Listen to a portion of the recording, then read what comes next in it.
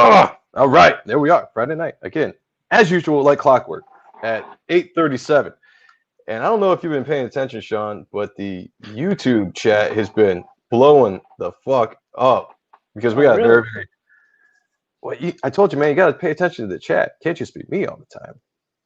But we got a very, very awesome guest on. But before we do, welcome to another episode of the Art and Stuff. I'm Sean Ahrendt, and here's Joe's bullshit. You used to have bullshit with me too, and now I'm just the only one. So it seems weird, but I'm gonna go for it anyway. So try not to mess up here. I'm the very attractive, very sexy, very distinguished, always narcissistic but never vain, a staunch defender of Rob Liefeld, and a lover of all things 90s. Joseph Michael Sonntag, or Joe M. Sonntag if you prefer, or as the Pope likes to call me, JMS. Welcome to the show, and what a fucking show it is that we have tonight. Sean, you are the hype man, and you haven't done any hype here for a while since you've been back. So I'm gonna throw it to you. Bring our guest down here. We have the second image rookie. I guess he was. Dan Fraga. That was it? All right, here we go. What's happening? What's up, man? Sorry for the whack ass intro. No, man. Accurate, man. You got Marat. Marat would be number one. Yeah, for sure. Rookie number one. I'm rookie number two. But if you really want to count, like if you're counting, Richard Horry. Richard Horry is truly number two. I would be number three. But Rich, Rich did a couple stories and some assists and stuff. So, but Rich Horry, you got to give Rich some props. Oh, for sure. Definitely. Yeah.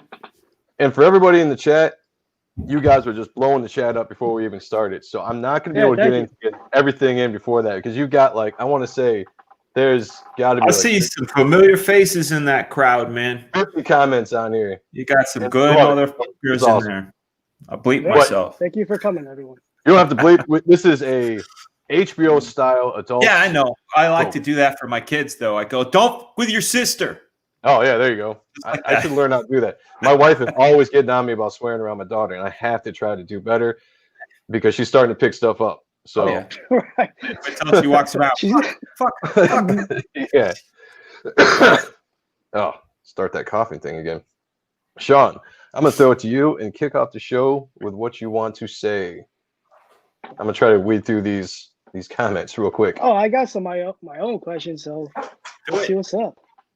Do it.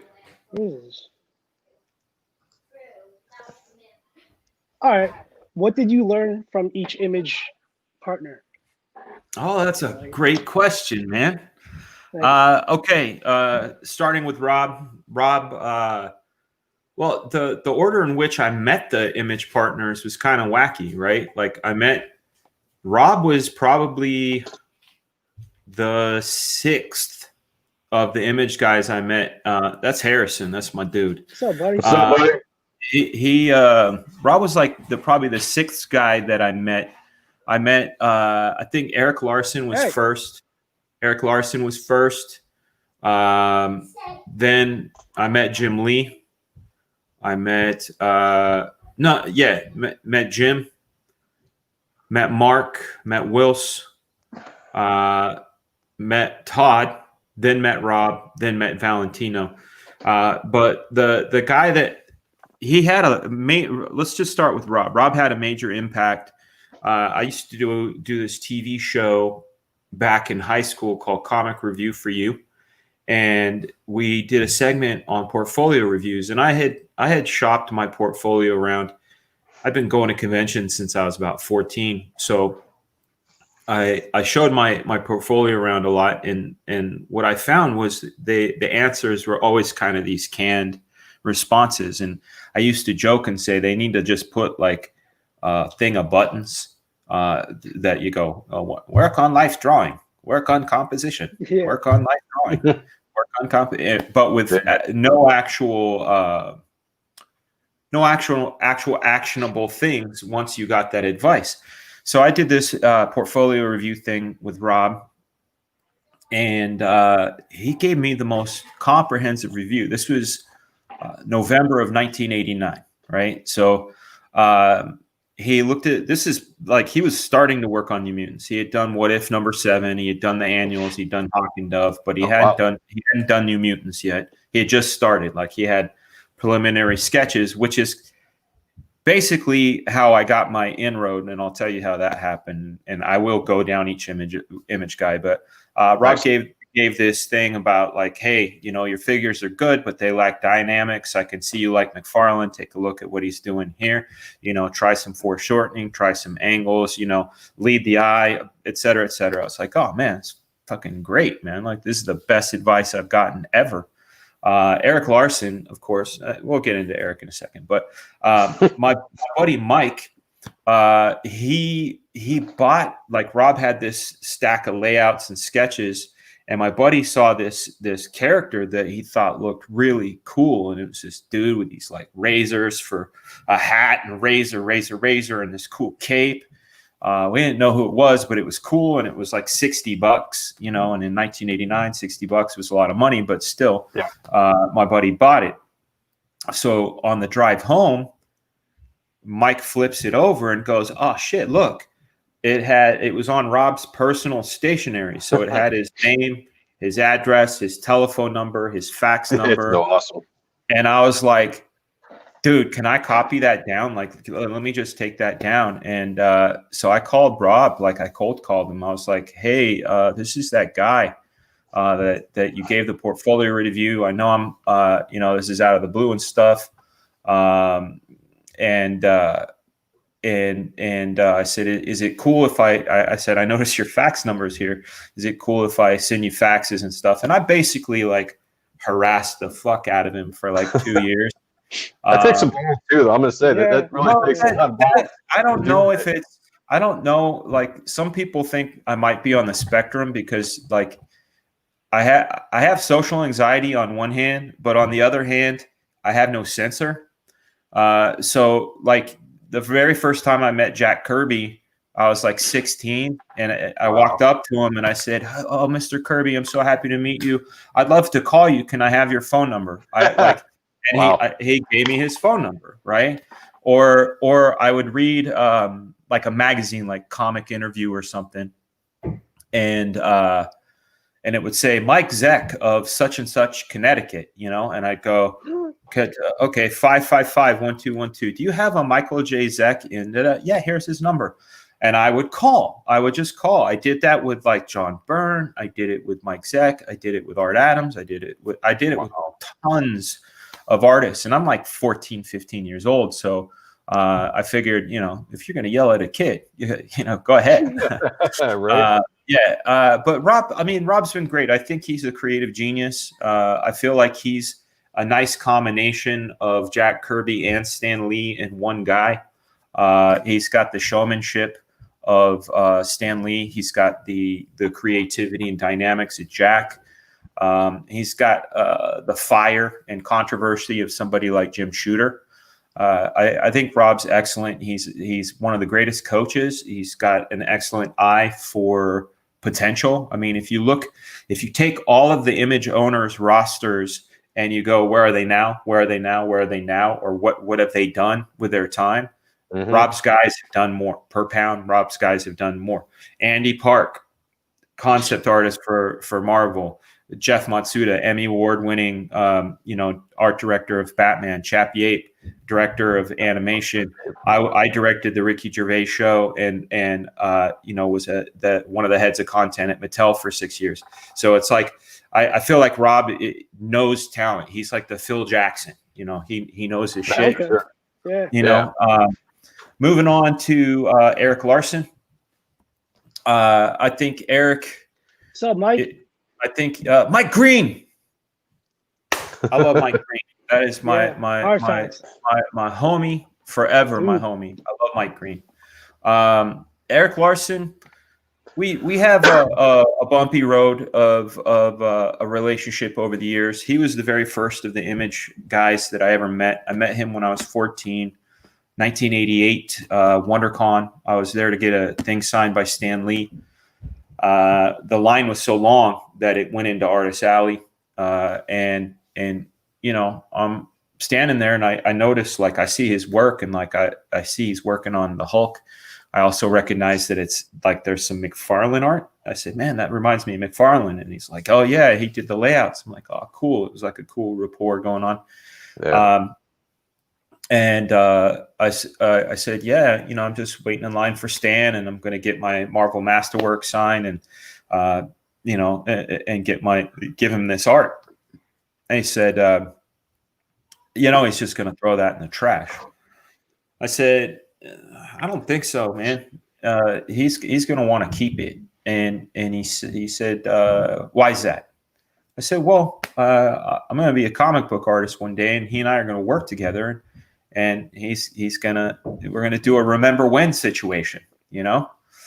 And he goes, let me see it. And he looks at it, and he goes, what do you do? I said, I'm a kid. I go to school. He goes, but do you have a job? I said, yeah. I said, I work at a pizzeria. I make pizzas. And he said, well, I hope you make good pizzas, because you're never drawing comic books. Wow. And he handed it back to me. And I remember just thinking, like, fuck you, you know, like, fuck right? You. I will show you. I will show you. I'm going to prove you wrong. I was so mad and driven too. It was like jet fuel. It was like he had injected me with, like, fuck you, you know, like, just, I don't know how to explain it. I always tell people it's like that Ironside song from Quincy Jones and Kill Bill, that, you know, the alarm going off. Da, da, da, da. That's what I felt like. Like, I was like, what? Like, and then, of course, you know, what was it? 5 years later, I outsold him. So that felt good. I bet. And we've always, like I said, we've had like a back and forth. I also feel like he might be on the spectrum a little bit, because he's pretty hard-headed. When it came to me coming over to Comicsgate, he basically, like, said "fuck you" to me, and without even wanting to hear an argument. But as far as what I think of him artistically, I think living artist, he is the most dynamic, most powerful living artist today. I'm not saying he's the best, because I think he draws some ugly motherfucker faces. I think his chicks are ugly. I think his dudes are goofy looking. But his fights, man, god damn, he can throw a punch. And when someone flies through a brick wall, I mean, he's one of the guys. I always like crack an Eric book. Eric and Jack Kirby are the guys that I feel like give the most energy.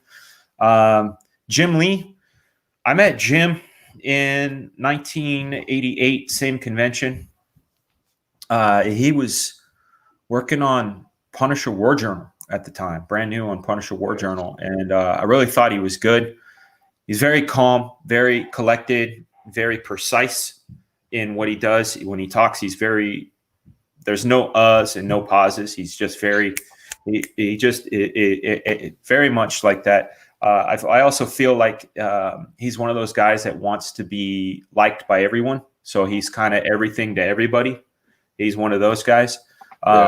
Supremely talented, but I also feel like going into the artistic realm, I feel like what up, Frank? I feel like Jim's, and this isn't knocking him in any way. So if you know, this is all again my opinion. I feel like Jim's more interesting days are behind him. Like when I look at Extinction Agenda specifically. You know, 270, 271, 272, 273 was the mashup, and then 274, 275 were really good. Once he got into just X-Men, not Uncanny, right? He began to become sort of formulaic. You know, like all of the cool, like what's he gonna do next stuff kind of went away, and you just kind of knew you're always going to get this like good comic. So Jim. I always think he's great, and he's never bad, but he's at a point right now where I feel like he's boring. Like, you know, it's just, I know what I'm going to get. There's nothing ever new. It's well done every time. And that's it. Silvestri, let's see. Silvestri, he is a tall motherfucker. I don't know if you ever met him. But he's like really tall. Walk past him. He's very tall. He's tall. probably the best artist of the bunch. Like as far as like he can draw anything and he can draw it well. And he there's nothing formulaic about Mark. He does everything from his gut. He's very nice, kind-hearted. Never seen him be mean. He and I had this conversation one time in an airport about Rob. This is like mid 90s, 96, 97. And he was really upset with Rob. But he still wasn't a dick about it. He was just very like, oh, I don't think this and that. And it was very, very matter of fact. Very, very nice guy. And of course, he also has an eye for talent. You look at Benitez, you look at Finch, you look at the late great Michael Turner. Rest his soul. I miss that guy. Mm-hmm. I see going into Wills. Will's sweet, man. Wills is a sweetheart. Was always very sweet, very soft spoken. Excellent draftsman, also very good, generous with his teaching, influenced a lot of people, and is very caring with his stuff. I don't have too many stories with Wills other than the times we've hung out. He's been really cool. Let's see. I'll save the best for last. So Valentino, very talented man, a lot of information, but he's kind of and he is of the old guard and has something that the other guys didn't have, which is a strong roots in the independent comics. He had Normal Man, a bunch of other stuff that he was, self-publishing and comes from a different place. And, he was kind of the black sheep at Image, kind of part of Image by proxy because he had shared studios with Rob. And was there. And at least the time I spent with him, he was a very angry person, very talented, but very angry.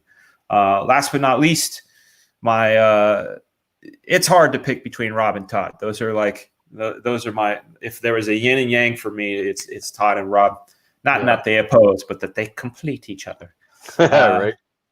Todd, I met Todd in August of '89, a couple months before I met Rob. So Mark. He gave what up, Mark?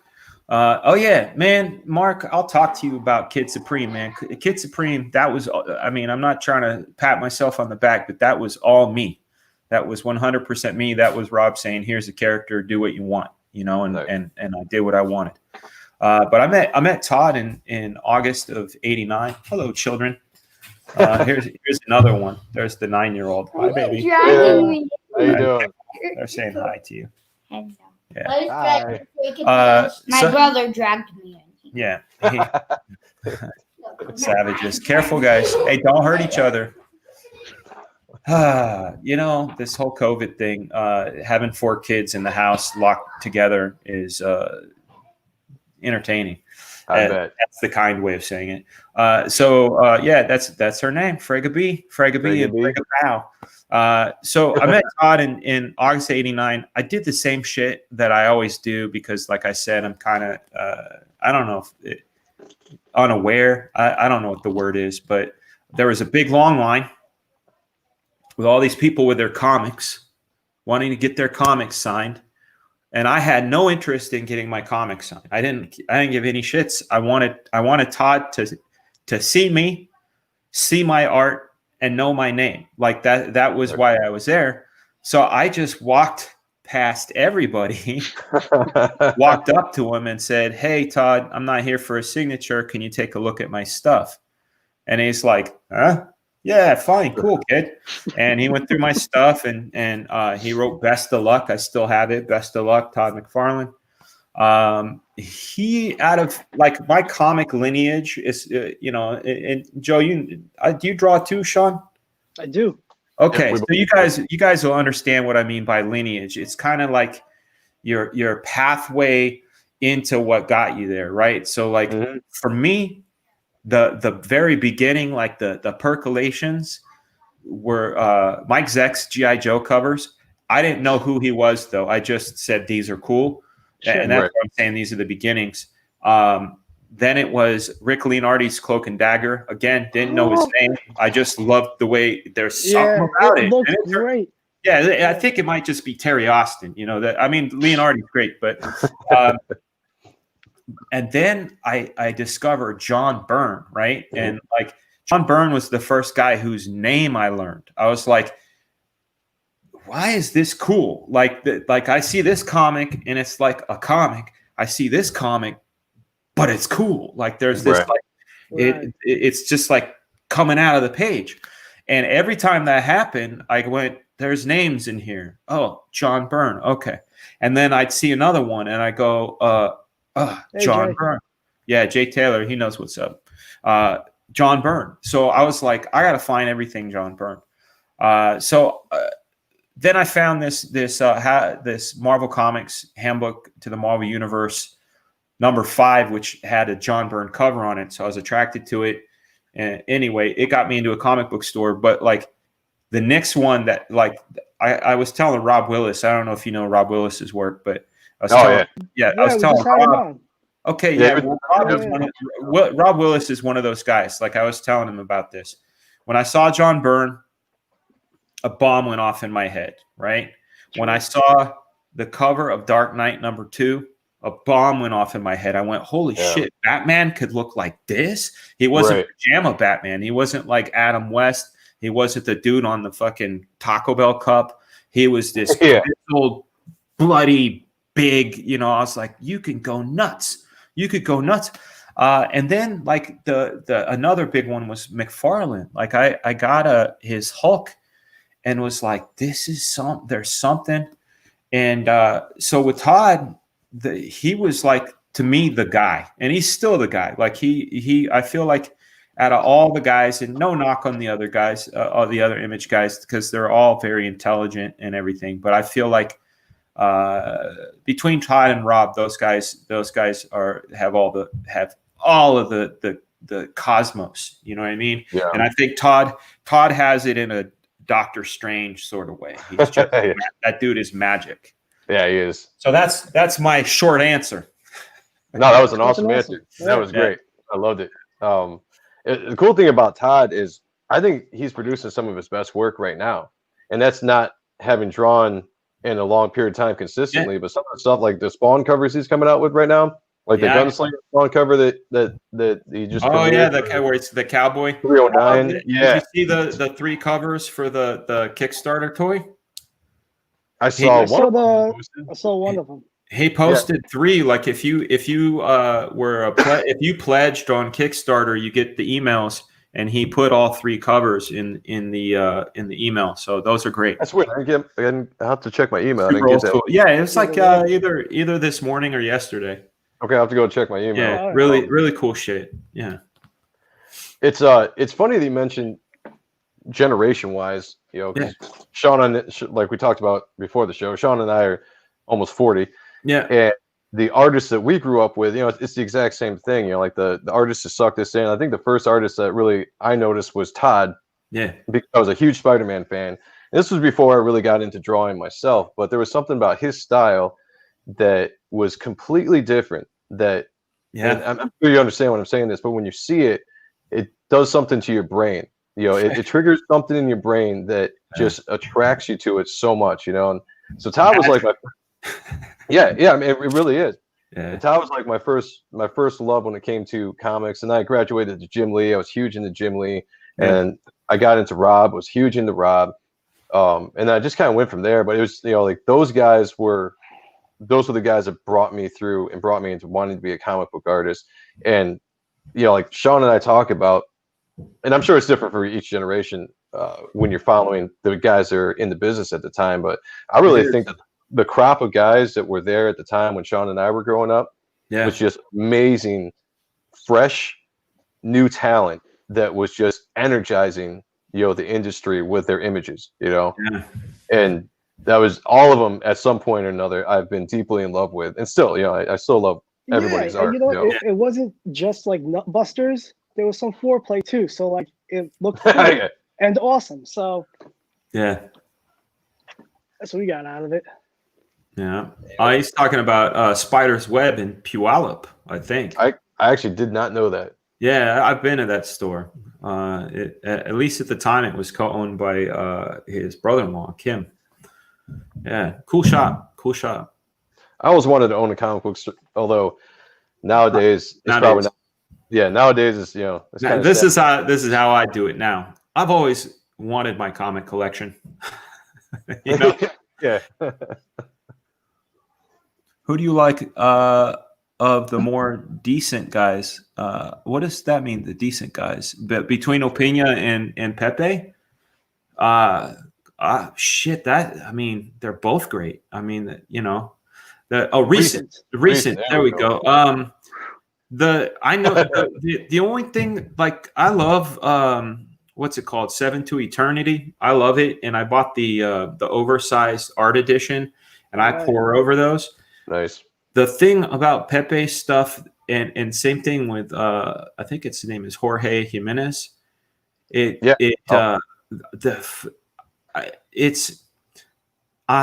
not that I dislike it. I just all digital guys. There's something about, like, their imagination is obviously there on the paper, but like I'm like I want a original, like that's the thing, like with those guys. But that's tough, man. Pepe is awesome, but I think Jerome draws more interestingly to me, so I'm going to pick Jerome. Yeah, as far as some of the newer guys, they're like in the big two or whatever you want to call it. Sure. A guy I've been following lately is Victor Bogdanovich. I don't know his work. I don't know his work at all. I thought you were going to say Ryan Stegman, because he's dope. But Stegman, he's good. Bogdanovich, he's doing Wolverine right now. Give it a look. Chauncey, I haven't seen Chauncey in a minute. I hope you're doing well, dude.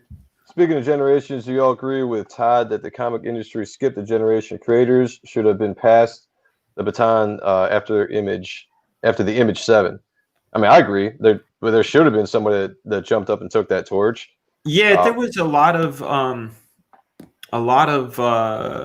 prevention. The big two. Here's the problem, and this again, this is all just my opinion, but the big two didn't want another Image. Right. Yeah.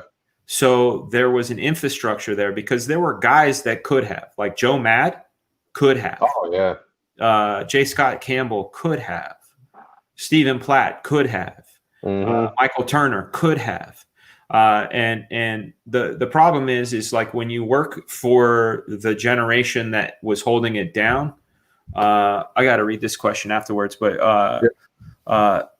when you're working for the generation that is holding it down, Michael Jordan isn't going to help you be the next Michael Jordan.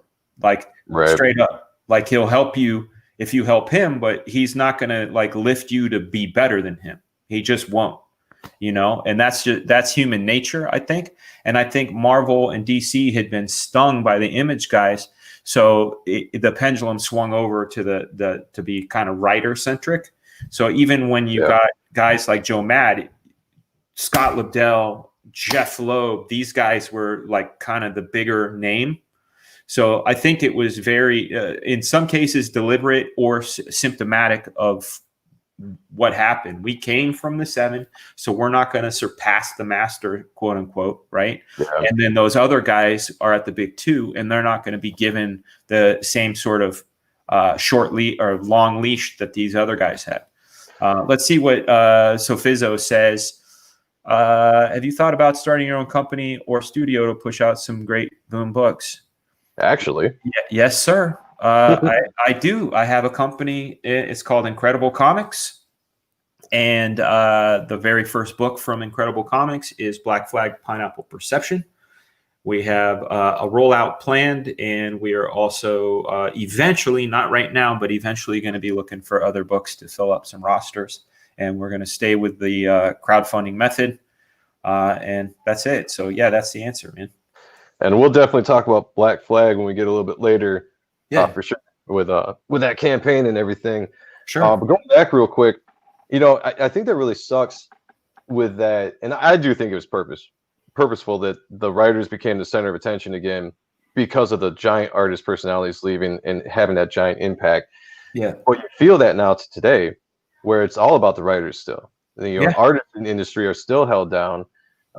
They're still like on a title for maybe a couple issues, and unless you're like Greg Capullo or something, you're on a title for a couple issues, and then you're booted to somewhere else, and they bounce you all around, almost like you're not able to get that following with developing into it, developing a character and having a nice long run to really do like an epic run like you would see in the 70s, 80s, and 90s. Rob and Todd talked about that. Rob talked about that in he had a podcast about Art Adams, and in it he was talking about how it's very important to have a run, right? And at least 5 issues, and Todd said the same.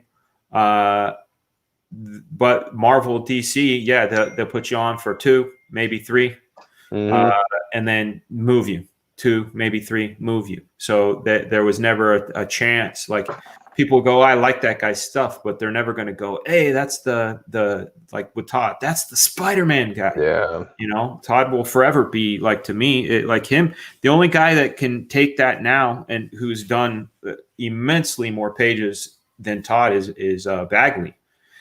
Bagley, you think of Bagley as the Spider-Man guy, Yep. Thanks for coming, Jay. Appreciate it.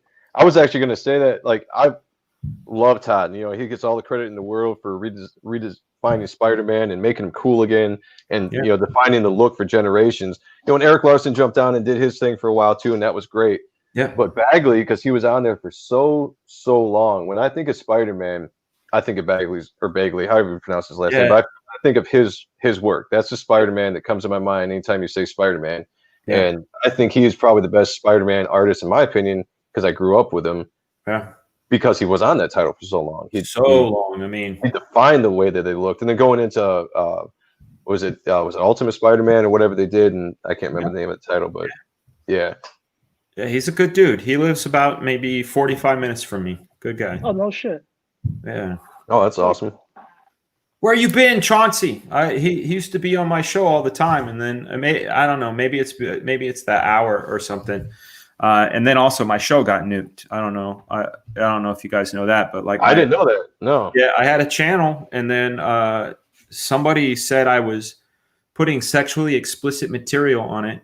Really? Yeah, and there were multiple complaints within like a 10-minute period, and they just nuked it. And I wrote them. I'm like, look, please review the video, and yeah, it's gone. So no shit, I did not know that's that. That's trash. Yeah, it was the Couch Doodles channel. Now it's FRAGA BOOM, but yeah, it was crazy. It was crazy, but yeah, I used to see Chauncey on there all the time. It says I still peep your show. Chauncey, man, that guy, I'll tell you, other than that, he's cool as shit. He asks the best questions. You guys are asking great ones too, but I used to have like a open question time, and he would just throw out the good stuff, man. Well, I'll tell you what, anybody have any questions in the chat, feel free to ask, and if I catch it, I will throw it on here. But this chat has been the craziest chat that we've had in 20 episodes. Yeah, this is good. You guys are pounding it right now, and I'm having a hard time keeping up. So good. It's awesome. It's awesome. Good folks. I see that AAT VIP. There it is. What's up, Sean? I'm sorry. Did you get any pages done for Thunder Agents? Nah, I didn't do any. I don't even think I was on that assignment ever. Okay. Yeah. No, there was I think Rob was talking about getting it as a property, but I've never drawn Thunder Agents ever. No. All right. Yeah.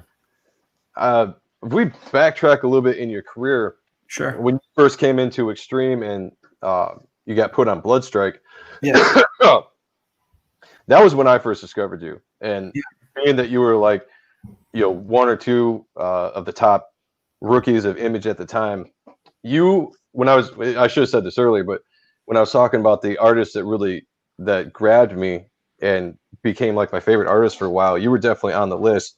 And I was huge into the first 3 issues of Bloodstrike that you did. Well, that's because you liked Rob. Rob did all the layouts. Right. I was just going to say, it was years later that I learned that, But I actually met you, I think, in 1994 2004. It was right around Heroes Reborn, I think. Okay, you said you're almost. Well, Heroes Reborn is 96. Okay, right? It was 96 then. Okay, so in 96, so you were about 16 years old. I was 14. Yeah. 14. Okay. Yeah, right around that age. So I'd gone to a convention in Dearborn, Michigan, and you were there. Jim was there. J. Scott Campbell was there. A bunch of guys were there. It was the first convention I ever went to.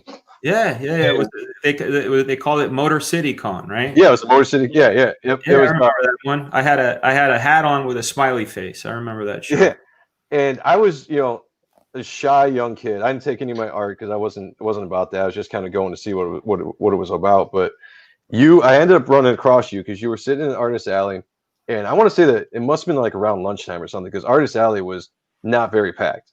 It was like a lot of tables were empty. You were working on a commission for some kid or some man. I'm not sure. I didn't see him there, but I think it was a Kid Supreme that you were drawing.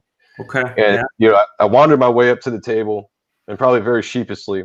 Yeah, there you go. Yeah, I introduced myself, and you were very kind to me, and I asked probably a bunch of stupid general questions like, why'd you get into comics, and any influences, all that kind of stuff. Yeah. But you were really cool. But the one question I remember asking, I said the exact same thing I just said now, that I was a huge fan of Bloodstrike.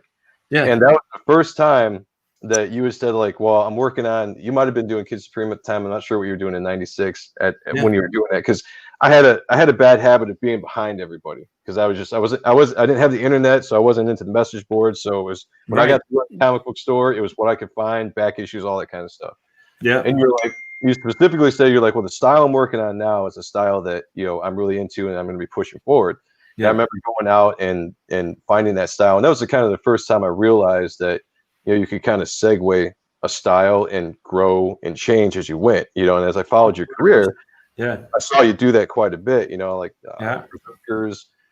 Black Flag, obviously, when that first came out, it had an awesome look, Thank you.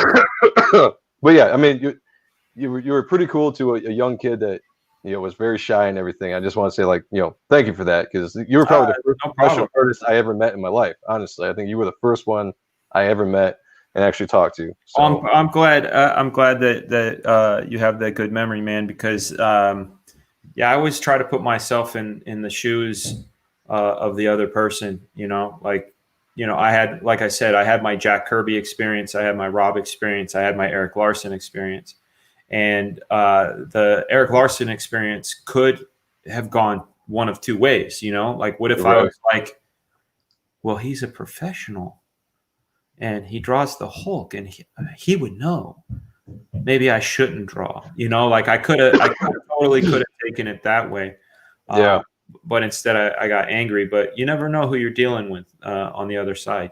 So kindness is always key. And then if you run into people that are actively trying to be dickheads, like I have a different style. I don't know if you guys are Bruce Lee fans. I'm a big Bruce Lee fan. There's a scene on a boat in Enter the Dragon where he says, my style is the art of fighting without fighting.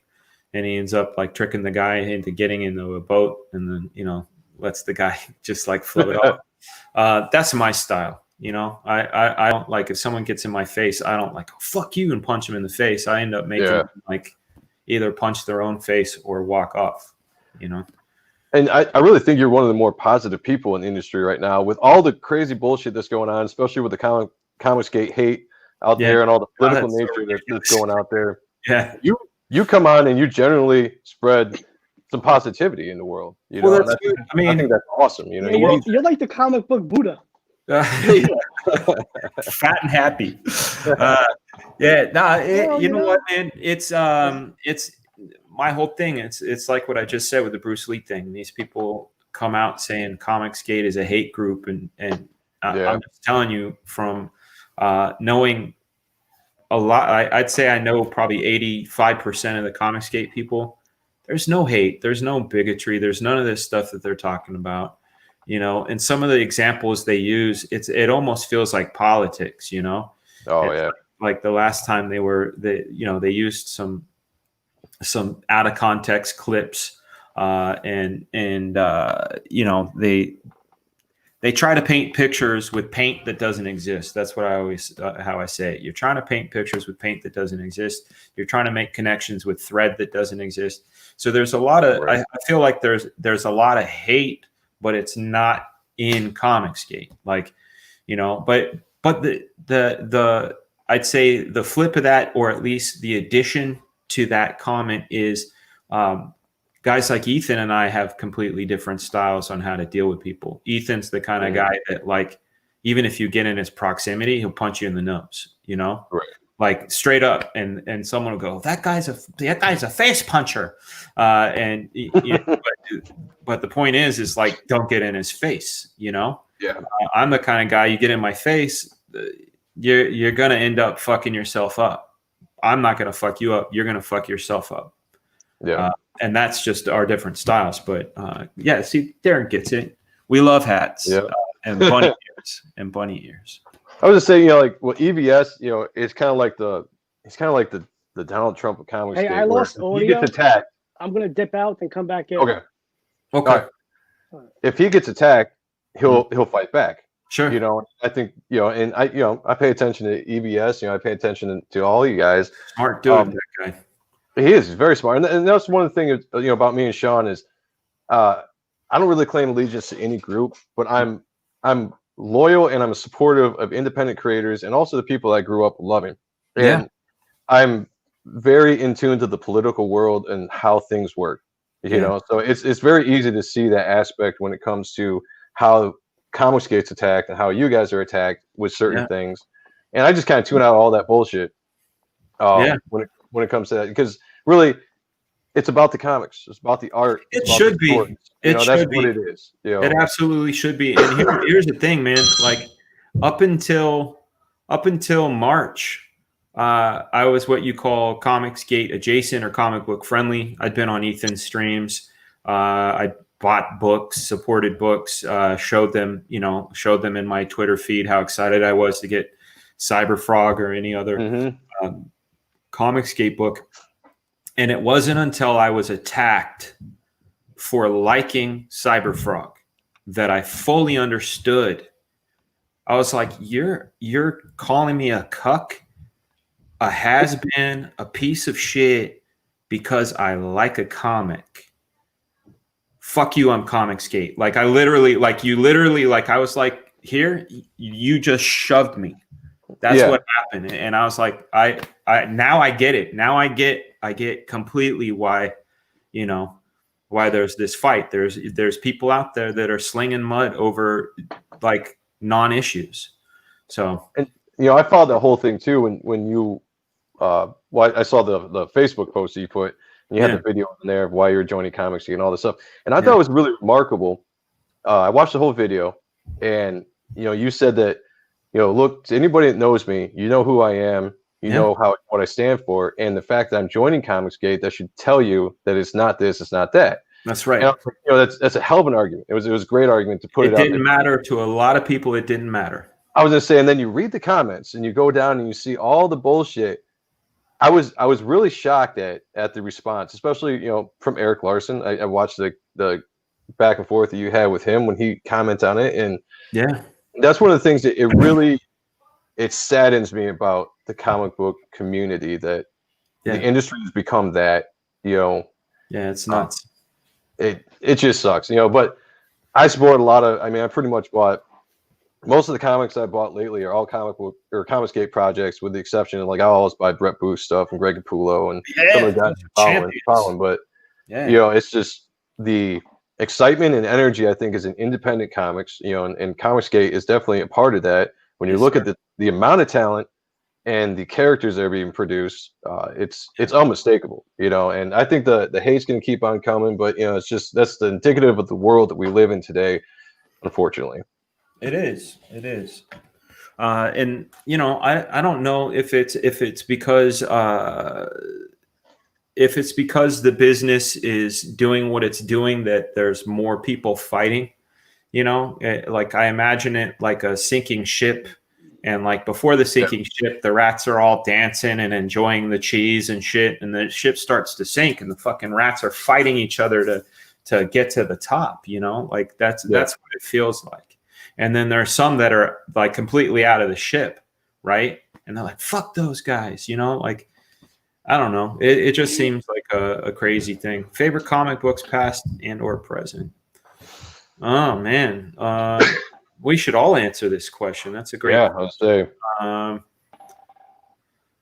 It's runs, right? It's runs. Like my favorite all-time book, like one thing is Frank Miller's Dark Knight. That'd be number one.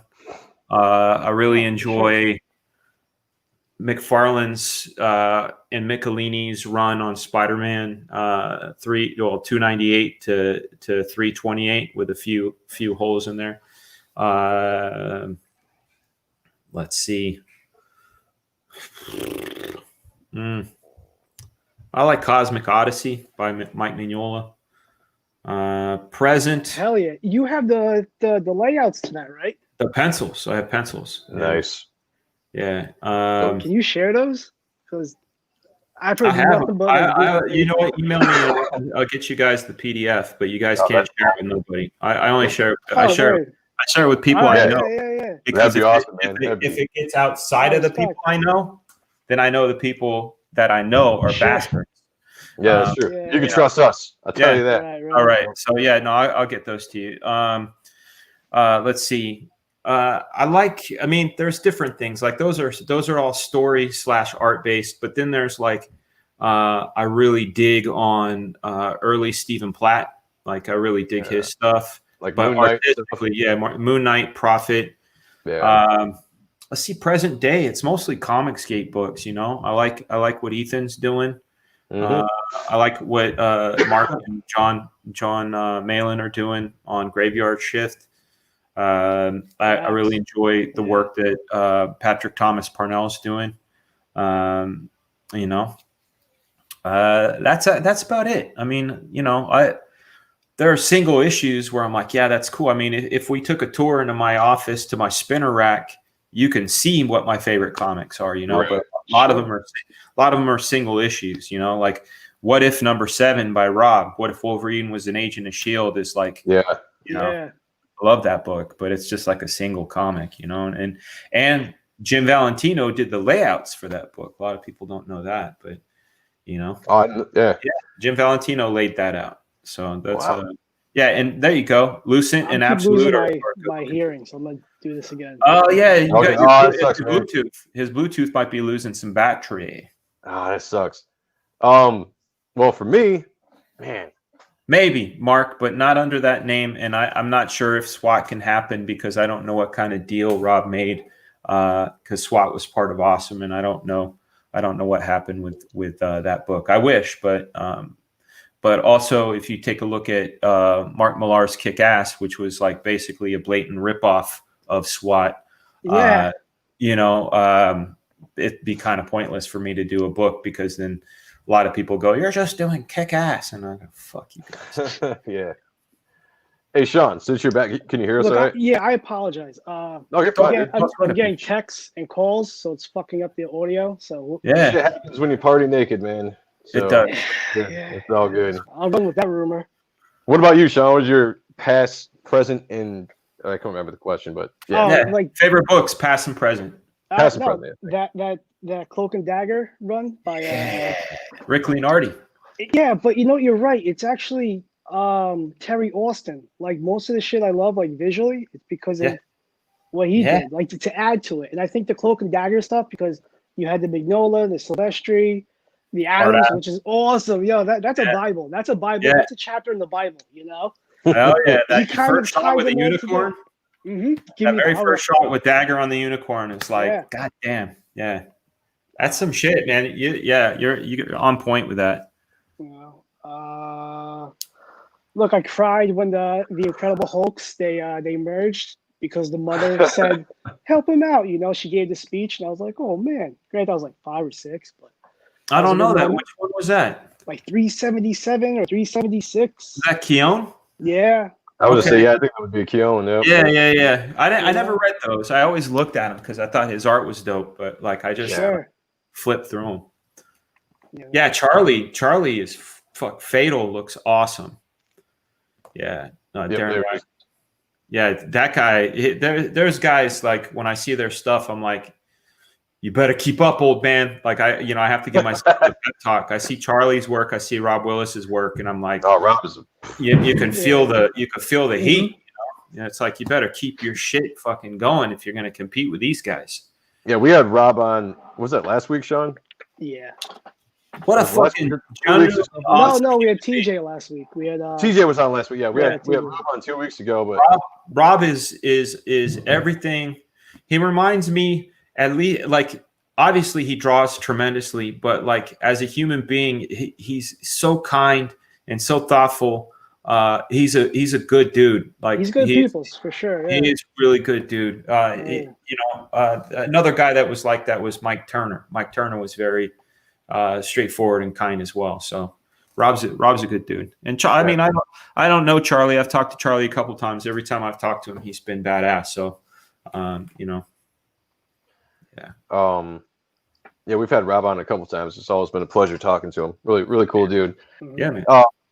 As far as me, I think past books, and this could be a list right here when it just comes to runs, because of the age I got into comics, is probably McFarlane's Spider-Man, the actual Spider-Man title. It was just something about that book, just really, the darkness aspect of Spider-Man being sought in there. Jim Lee's run on X-Men. Yeah. Almost all of the founders runs on the miniseries of Image. Savage Dragon, Wildcats, Young Blood, on ongoing, Cyberforce, all that kind of stuff for past, Pitt, the Pitt run with Dale Keown was huge influence on me.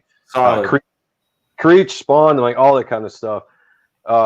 Current books, I'm a big fan of a lot of the Comicsgate books, like I was talking about. I've collected a lot of those so far.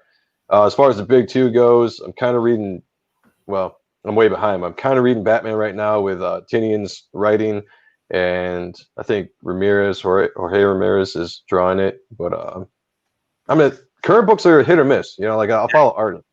I don't follow writers. I don't follow characters normally. I'll follow artists. I liked. I really like Pepe Larraz's work, but I got that. I don't know if it's House of M or Powers of M because I get them mixed up. But I just remember just being like, this is putting me to sleep. Yeah.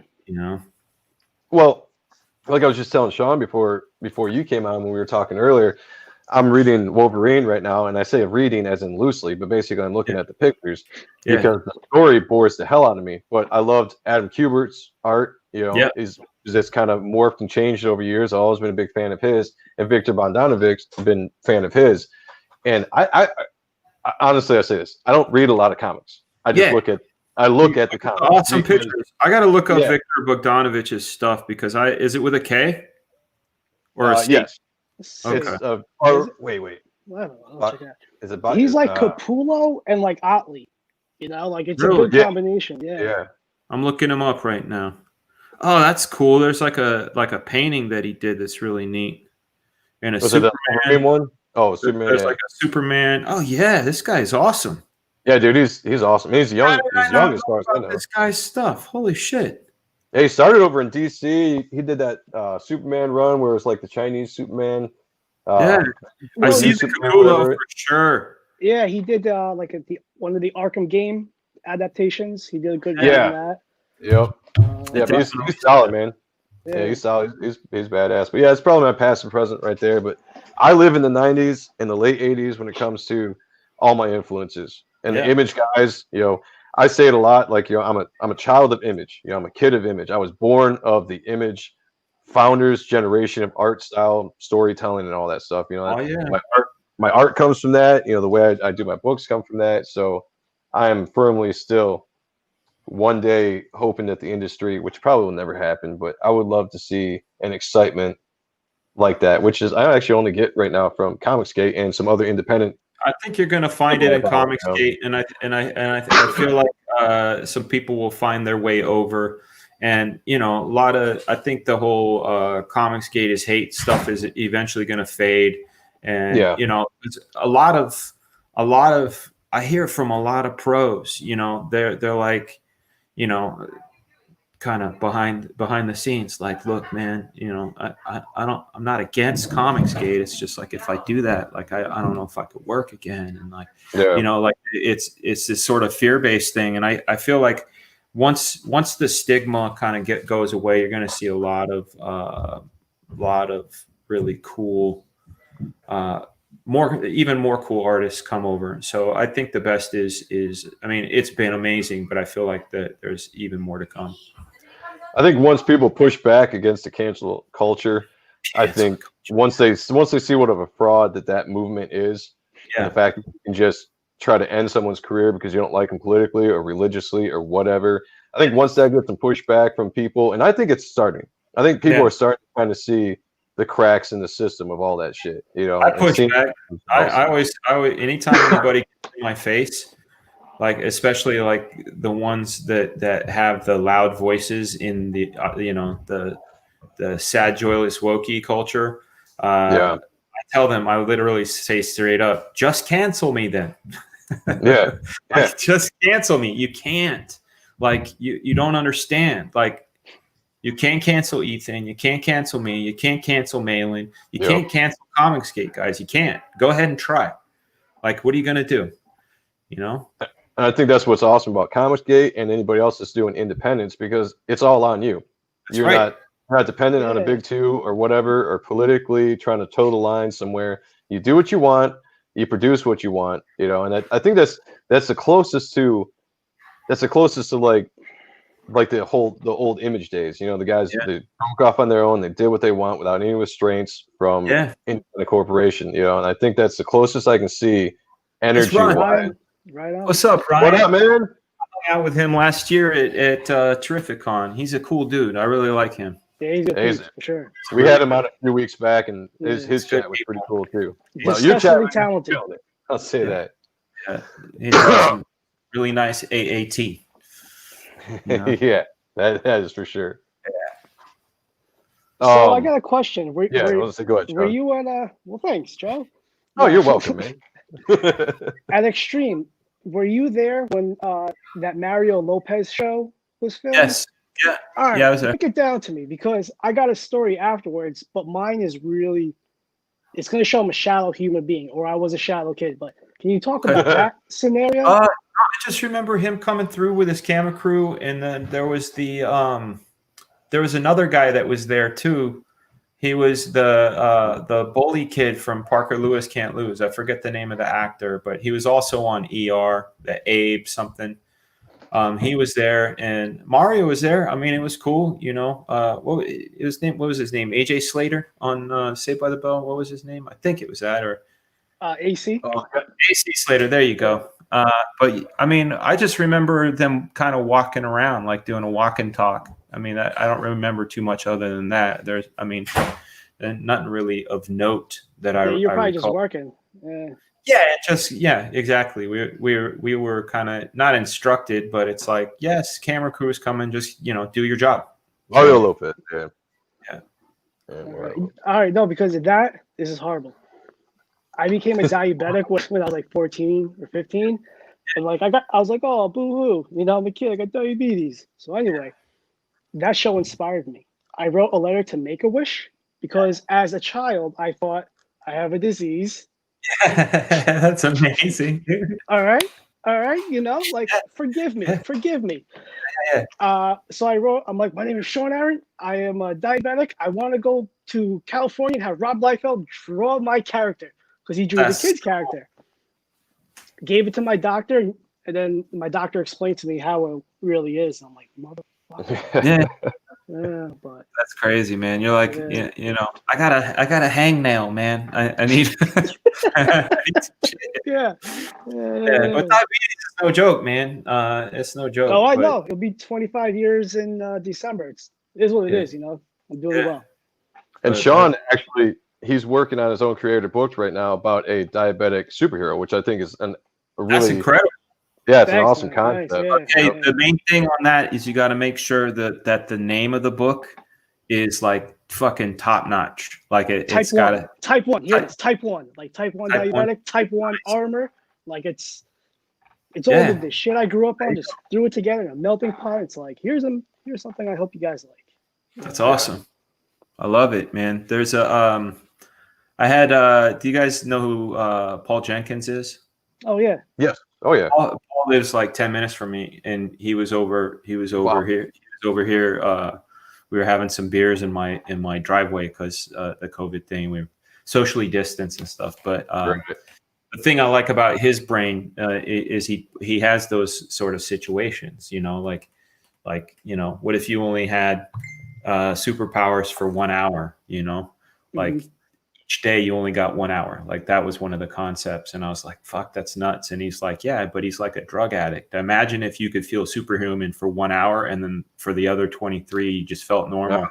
That would fucking suck. You know what I mean? Like you think it would be cool. I can fly. I can do that. Time's up. God, fuck.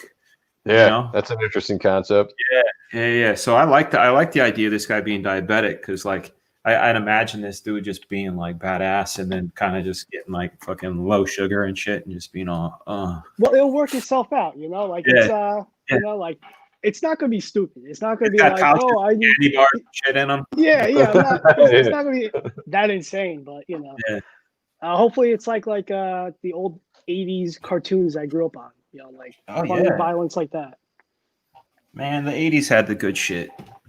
Yeah. He's a sissy now.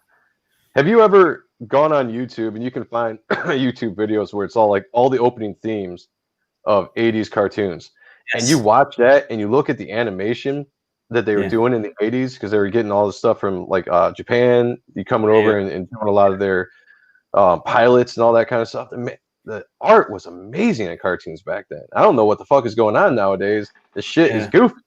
Yeah, it's the Cal Arts thing, man. It's an efficiency thing, you know. Even like one thing that we have that's kind of to our detriment is we have this sort of nostalgia brain.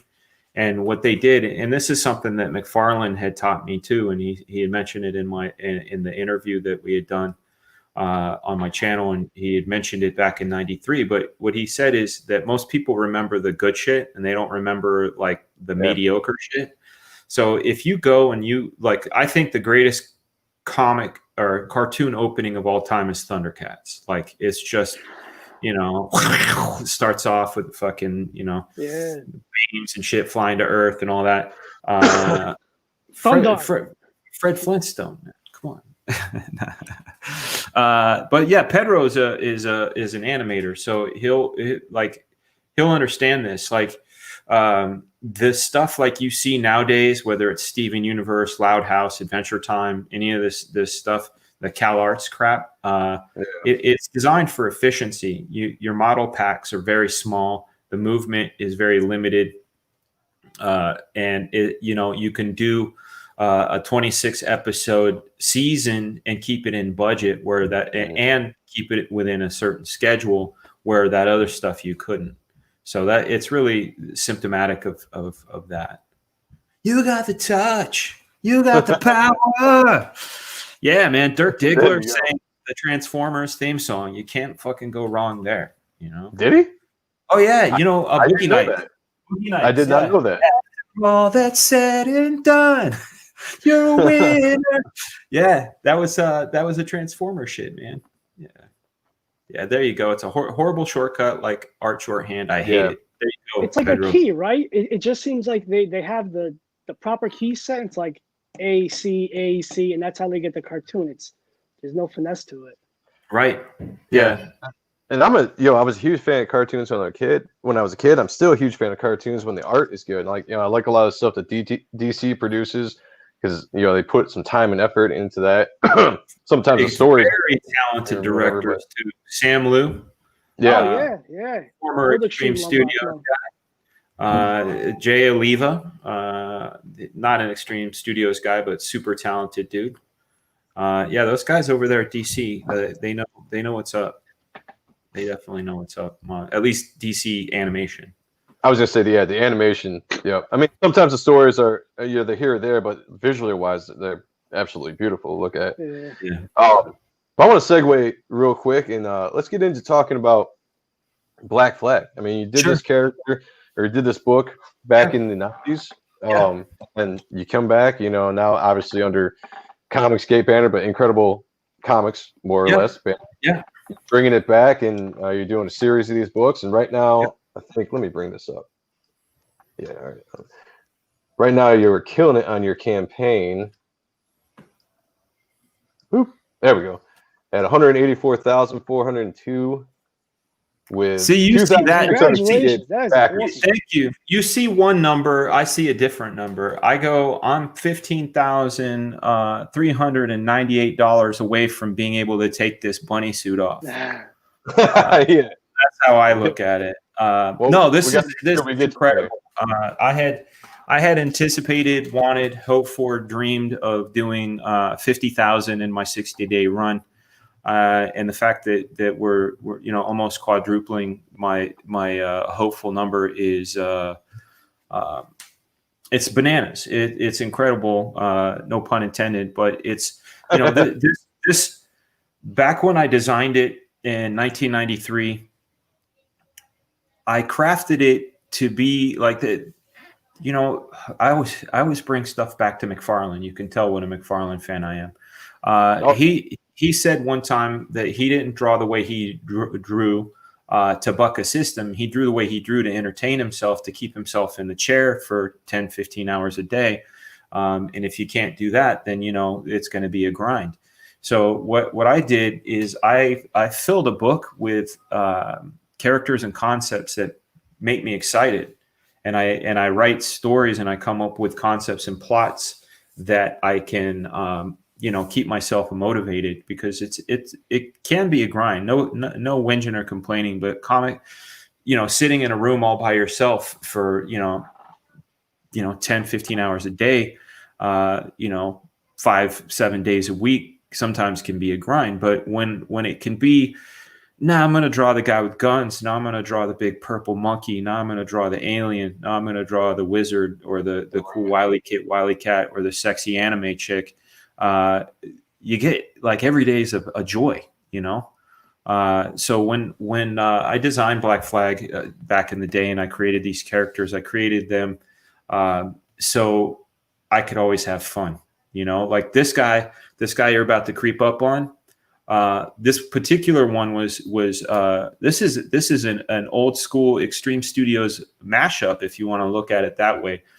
Pencils by me, inks by Shelby Robertson, colors by Andre Kromoff. Andre came out of retirement. Andre is the guy, when you see that DRE, he colored that Steve Platt, Prophet #4 cover, that famous Prophet 4 cover.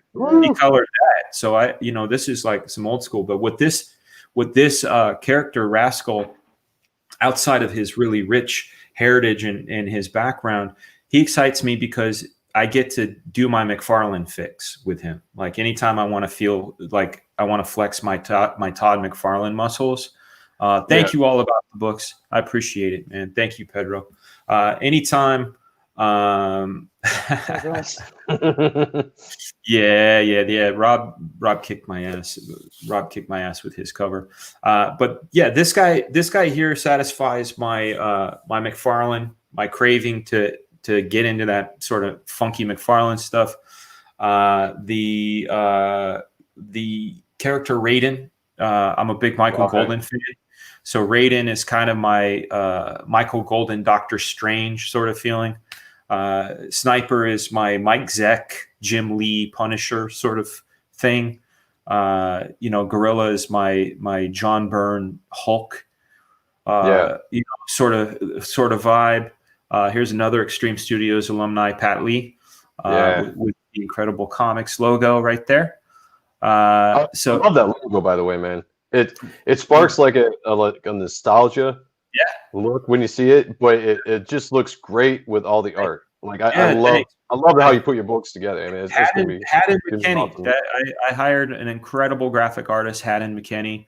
Haddon Art on Instagram, HADDONART. He's available. Does some crazy logo work. Black Flag. I originally created them to, like I said, satisfy all of my cravings that I wanted to draw as a kid. And I get to do it now as an adult. And I wrote a story that is one that is going to mess with people's heads. It's really gonna get them thinking.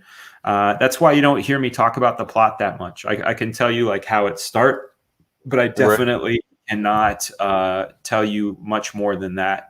Other than Mountain Dew and titty milk. VI knows what's up. Excellent. My pleasure.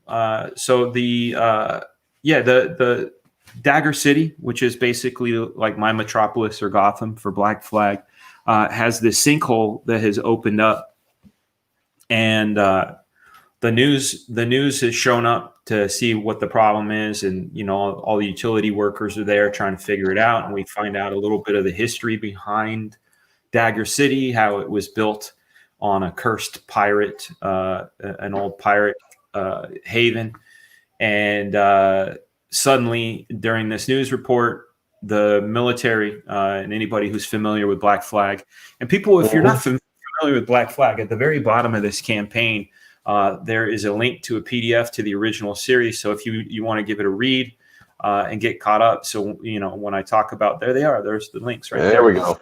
To get caught up on what I'm talking about, the military have these units called Landstorms. They're basically these big giant mech suits. They show up and they tell everybody, get the hell out of here.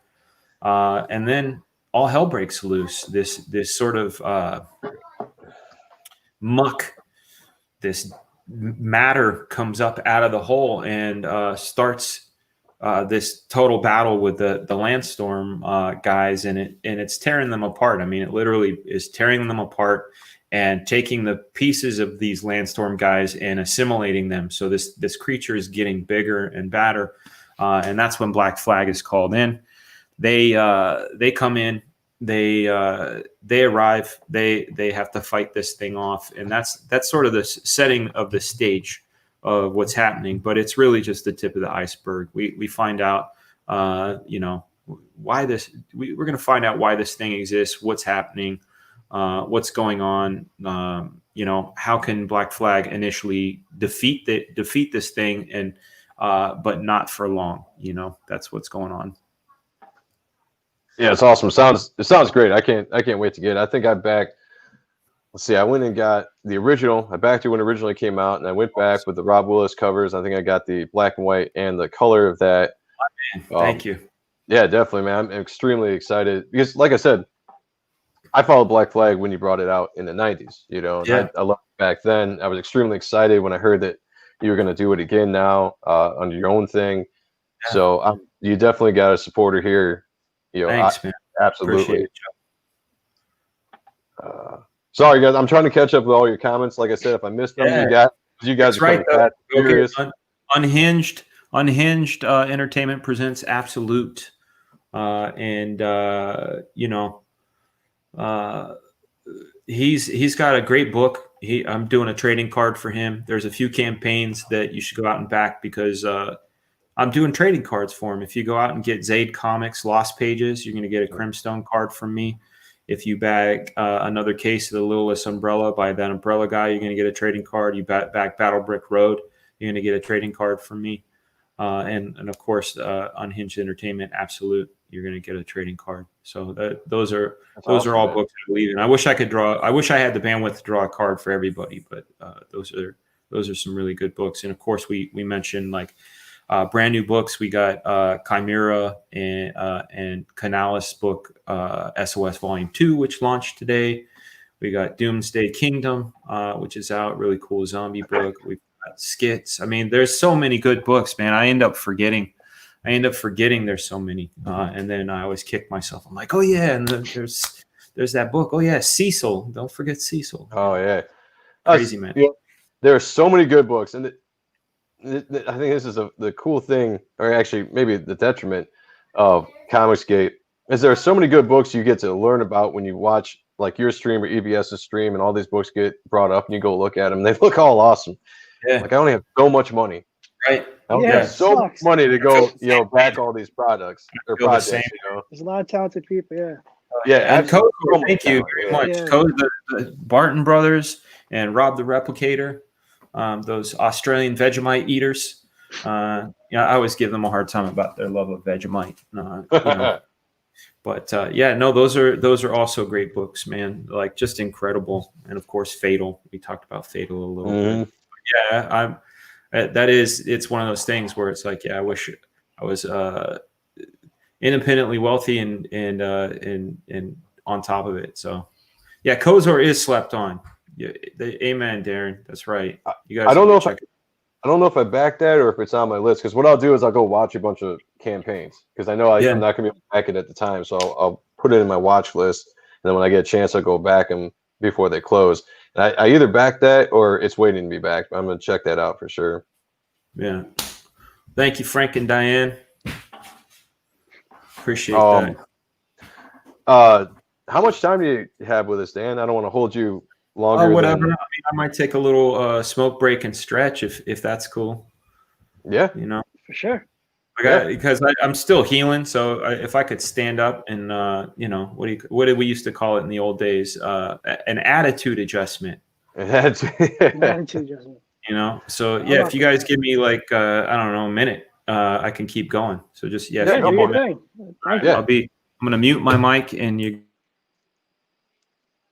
There we go. All right. Well, we give Dan a second to have a attitude adjustment. Yeah. Which I think, Sean, you did that right before the show. So I think we are all good to go with that. What's up, Elliot? Thanks for joining us. Dan will be back here in a little bit.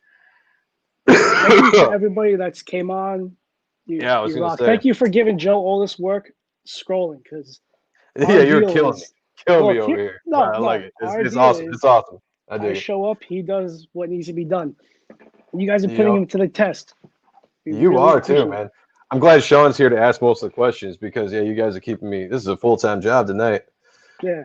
You have any questions you want me to ask? No, I'm kidding. No, you're doing a good job, man. I think you're correct. You know what?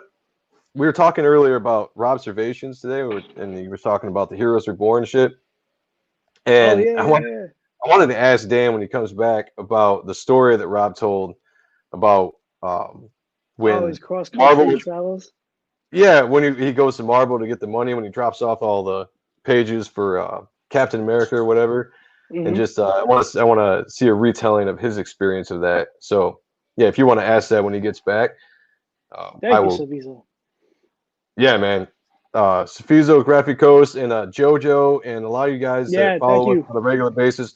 We haven't had a chance to really respond a lot lately, but thank you so much for checking out the stream. You guys are awesome. And this has definitely been probably the most lively stream we've had so far. So I'm like, my wrist is getting hurt. Thank you. And I'm not doing anything fun with it. I'm just clicking. Nothing fun. Ambidextrous, so it's it's all right. I'll switch up here in a little bit. Joe, there you are, JoJo. I got a new chair too. I swapped the chairs out. That one didn't have a back to it, and it was like, gotta have it back. This feels so Thank much you, Rick. better. Yeah, Graveyard Shift. Yep, everybody. Yeah, good man. Mark's a good dude. Yeah, Mark is awesome. Hello again. So, Sean, I asked a question when Dan was here, but I'm gonna let you ask it because I'm gonna keep on going with this Fast and Furious chat. You guys are putting me to work, and I absolutely love it. Thank you. Go ahead, Sean. If you remember it. Yeah, no. Yeah, that's the question I brought up. Oh, sorry. Come on, man. Get a picture. I'm stoned. Leave me alone. So Joe and I both listened to Rob's latest Robservation podcast. Yeah. It was awesome. It was awesome. So, and he told the tale of you like jettisoning to New York to drop off the files. Yes. But be all like. Oh, it wasn't just the dropping off the files thing. It was it's like some James Bond type shit, right? Like I was given these zip discs. That's what we had back in the 90s. The plastic things. Yeah, zip discs. Oh, and that's what it was? Okay. The issues were on there. And they owed Rob money, but they were also in bankruptcy, and he didn't want to become one of their creditors, So he said, to make sure I get my money, you're gonna, I need somebody to fly out there. And I said, I'll do it. I'll do it. And he said, you're gonna get on a plane. You're gonna fly out there. You're gonna make sure they give you a check. You're gonna make sure you can put it in the bank. I got all the numbers to put it in the bank, and then once everything was in, I give them the discs.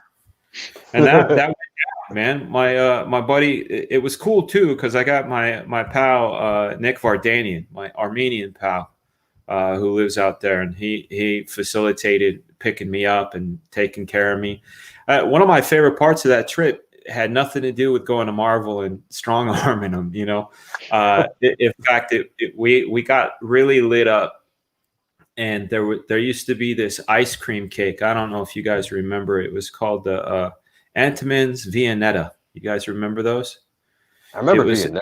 Basically like a it was a vanilla ice, very light whipped vanilla ice cream with the sort of thin wafer of chocolate, but it was like a chocolate and vanilla lasagna, right?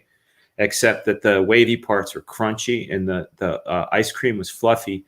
We got so fucked up and we ate the whole thing to our face. It was like supposed to be 8 servings. We ate it to ourselves. But I remember that about the trip. I also somewhere I'll have to post it. Like it makes no sense because when he drove me back to the airport, it was like really early in the morning, and he was playing some DJ Premier instrumentals. He had them on cassette, and I just remember like freestyle rapping in his car. And I have video of that. Like I have, it's not like it's janky as fuck because it's like old, old ass camcorder style. But yeah, that happened. That's it. Exactly how Rob said it. That is 100% true. So you, Luca Brasi, Marvel. That's I did. Awesome. I said you're gonna give me the money. Yeah. And then you get this. Wild. You want this? You're gonna give me the fucking check. Yeah, I did that. And then they hired me a year later.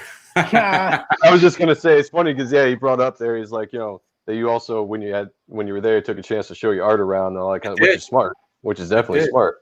But I thought it was such a weird coincidence that episode came out today, and I'm listening to it earlier because I'm on vacation right now, which is nice. But I was drawing earlier, and I was listening to what I was drawing, and I was like, holy shit! I was like, we're gonna have Dan on later. This is gonna be awesome to ask about this. I just learned about this. This is sweet. That was legit. No, because here's the thing. Up until that point, I had only been to the Marvel office one other time. And the first time it was like very strange. Again, one of those sort of espionage things. Mm-hmm. I was at the WonderCon in Oakland, California, and this was 1993. So it was like, I think either 2 or 3 weeks before Bloodstrike #1 came out, right? And this guy comes up to me and says, Pedro, this guy comes up to me and he says, and I have to get close to my mic because he says, you're Dan Fraga, aren't you? And I said, nah, my name is Dan Fraga. And he goes, Bloodstrike looks really good. And I'm like, it's not out yet. And he's like, Don Daly, editor of The Punisher, Marvel Comics. And I'm like, oh, fuck yeah, man. I love the stuff your office does, And he's like, if you ever in New York and you want to do anything that my office does, you just come see me. And, you don't have to do this image stuff. You can come, tell me who's your favorite. And I'm like, well, I like Daredevil, Punisher, Spider-Man, and, those are like my guys at Marvel, when I was a kid, especially like that. Those are the 3, like Spider-Man in this order: Spider-Man, Daredevil, Punisher. Those are like, that was the shit, especially back then. And my very first signing I ever did was for Bloodstrike #1 out in Jersey. Right on. Yeah, and there's one of my pals. This is so crazy too. I keep sidebarring. My pal D. In Orange County found on eBay. I had signed 2,000 comics that day with certificates of authenticity. And he managed to find #1 of 2,000 from that signing on eBay. No shit. Yeah, he bought it, gave it to me. But anyway, so I do this signing. Where was that? You want shit? In Jersey. It was in Jersey, but I'd have to go dig it up and look at the certificate. Follow up, like when you send the Mignola thing, follow up with me, and I can take a picture of the certificate. So he took me it was crazy because this trip was really cool. I got to see the very first Marlins game. It was the Mets played the Mets played the Marlins, and it was the very first game the Marlins ever played. So I got the bat, which I think is weird to give a New Yorker a fucking little bat, like. I guess if everybody gets a bat, that's cool, But so I did that, and he says, "Is there anywhere you want to go?" And I said, "Yeah, man. It's still early. Let's go to Marvel. I got an open invite there." So I went to go see Don Daly. Got to meet Larry Hama. Got to meet Michael Golden. Had lunch with those guys, and the. Don really gave me this sort of like song and dance about like trying to woo me over. And then of course, when I got back home, Valentino and Rob were like, nah, they're just trying to hurt Image. Like we're brand new. They're trying to hurt us and, all this other stuff. So I basically said, nah, like to that. But then, when I was up there that time doing the stuff for Rob, I brought my work with me.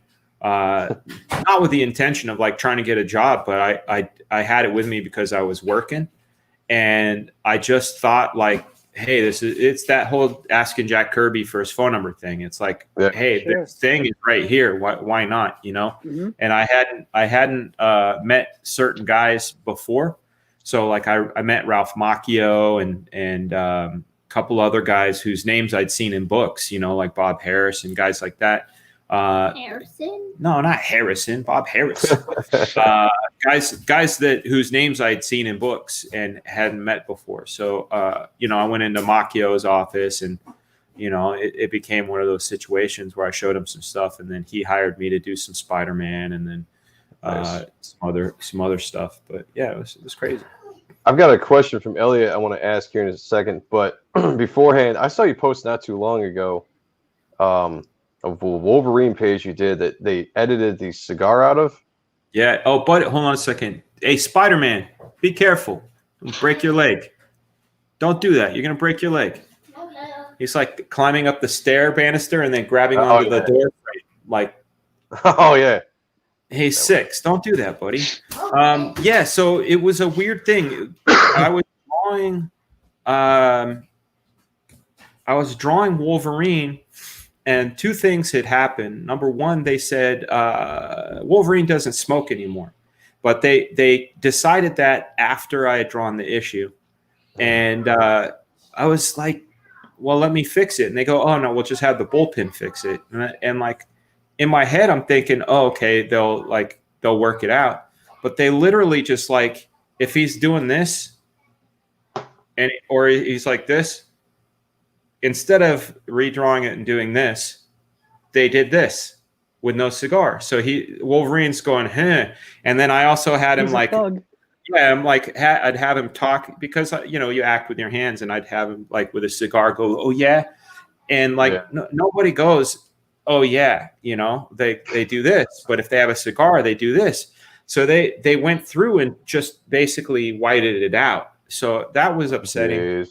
And then, of course, during while I was working on Wolverine, the Twin Towers got hit on September 11th, and they got hypersensitive about their content because they didn't want to upset anybody.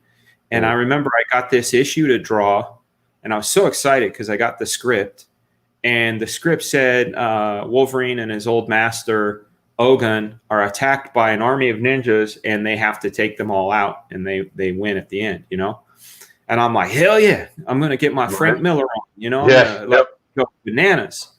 And my editor calls me up, and he's like, listen, we're working on a new code, and we have to have you adhere to the code. So no entry wounds, no exit wounds, no blood, no slashing, no like just this fucking list. And I'm like, you do know this is Wolverine and ninjas, right? Yeah. And then he's like, yeah, I know, man. I'm sorry. And I'm like, God damn. And every time I look at that issue, it's like I got all these silhouettes of poses and like, ninja stars flying through the air and swords. And then at the end, they're like standing in these victory poses with ninjas laying around them. And I'm like, that is the fucking dumbest fight I've ever seen. And I had to draw it. Sucked. That Sucked. It was one of those times I was like, man, why? But yeah, it is, man.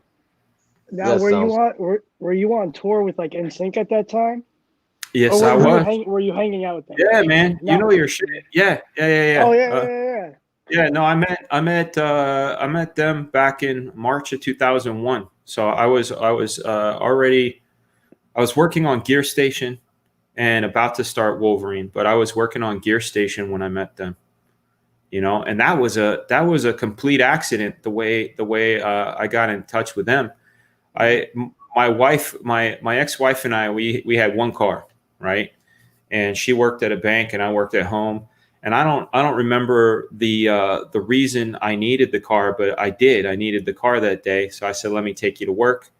A lot of things kind of came together, but I had just bought a webcam also, right? And one of the things I wanted to do is I created this thing called the Gear 23 webcam. And back then, the webcam could take a picture like every 30 seconds and then upload it.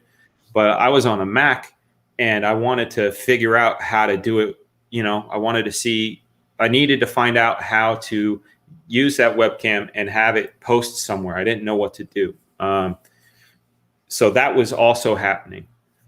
So I'm driving home from dropping her off, and this radio station, Kiss FM, had this DJ called Rick Dees. He was a very popular guy. He used to have like Rick Dees top 40 or some shit. And he's like, make sure you tune into the Kiss webcam on our website, kissfm.com, you know? And I was like, oh shit, they have a webcam. And you know, a lot of times they'll say webcam powered by, you know, like webcam powered by Google or webcam. So I was like, oh, if I go to their site, maybe I could see how they're doing it. And when I was on their site, I saw this banner for this company called Fu Mosquito. And it had this really cool art, like graffiti style mosquito. And I thought, man, that's really cool, man. I like that art. I clicked on the link and I see all this really neat, like graffiti style, urban style art. And I thought, hey, I wonder if they need anybody to help them like make some new art, you know, not just this person, but maybe they're open to have some other people do some art for them. And I'm not from Washington. I have family from Washington. I had family that were up in Edmonds, across from Puget Sound, across from Seattle, and I forget what it was called, not Kingston, but anyway, they lived in Edmonds. I used to spend my summers there as a kid. So I write their art director. Right. I write their art director and I say, hey, my name is Dan Fraga. I'm an artist. I would love to see what I can do about doing some stuff for you. I've done work in fashion. I worked for a year and a half at a place called Genco. I did a lot of artwork for their pants and shirts and stuff. 5 minutes later, they wrote me back, and this guy named Dave Daniels, and he's like, hey, I noticed you have the same name as a comic book artist named Dan Fraga. Are you the same guy? I'm like, yeah, actually I am. And he said, well,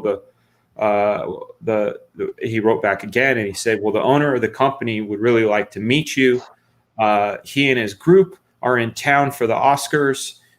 So be at this hotel, the L'Armitage, you know, this was like March, right, of 2001. Be at the L'Armitage, blah, blah, blah, blah, blah. I'm like, okay, who do I look for? Just say you're looking for Chris, and he'll be over in the bar area. I'm like, okay, cool. So I get there, and it's Chris Kirkpatrick from NSYNC, right? And I'm like, you what? Fuck, man, that's crazy. Like I've seen you in your band on TV and all that shit, and I'm like, you're in town for what? And he's like, oh, we're performing with Gloria Estefan, and there's some music of my heart or some shit like that. And I'm like, oh, well, that's cool, man. And like, we hung out and talked for like, I don't know, like an hour and a half. And then Justin and JC came in. They went and played a game of basketball. And I'm like, that's that fucking Justin kid. And like, this is weird. And I saw Kevin Spacey. I didn't know it was weird then, but I saw Kevin Spacey. A lot of people. It was weird then. A lot of people were staying at the hotel, but Chris and I hit it off. Like you know how you meet people sometimes where you're like, I feel like I've known you forever. Like you just click. Chris and I were like that. I mean, I just saw him, a few months back, like before the COVID.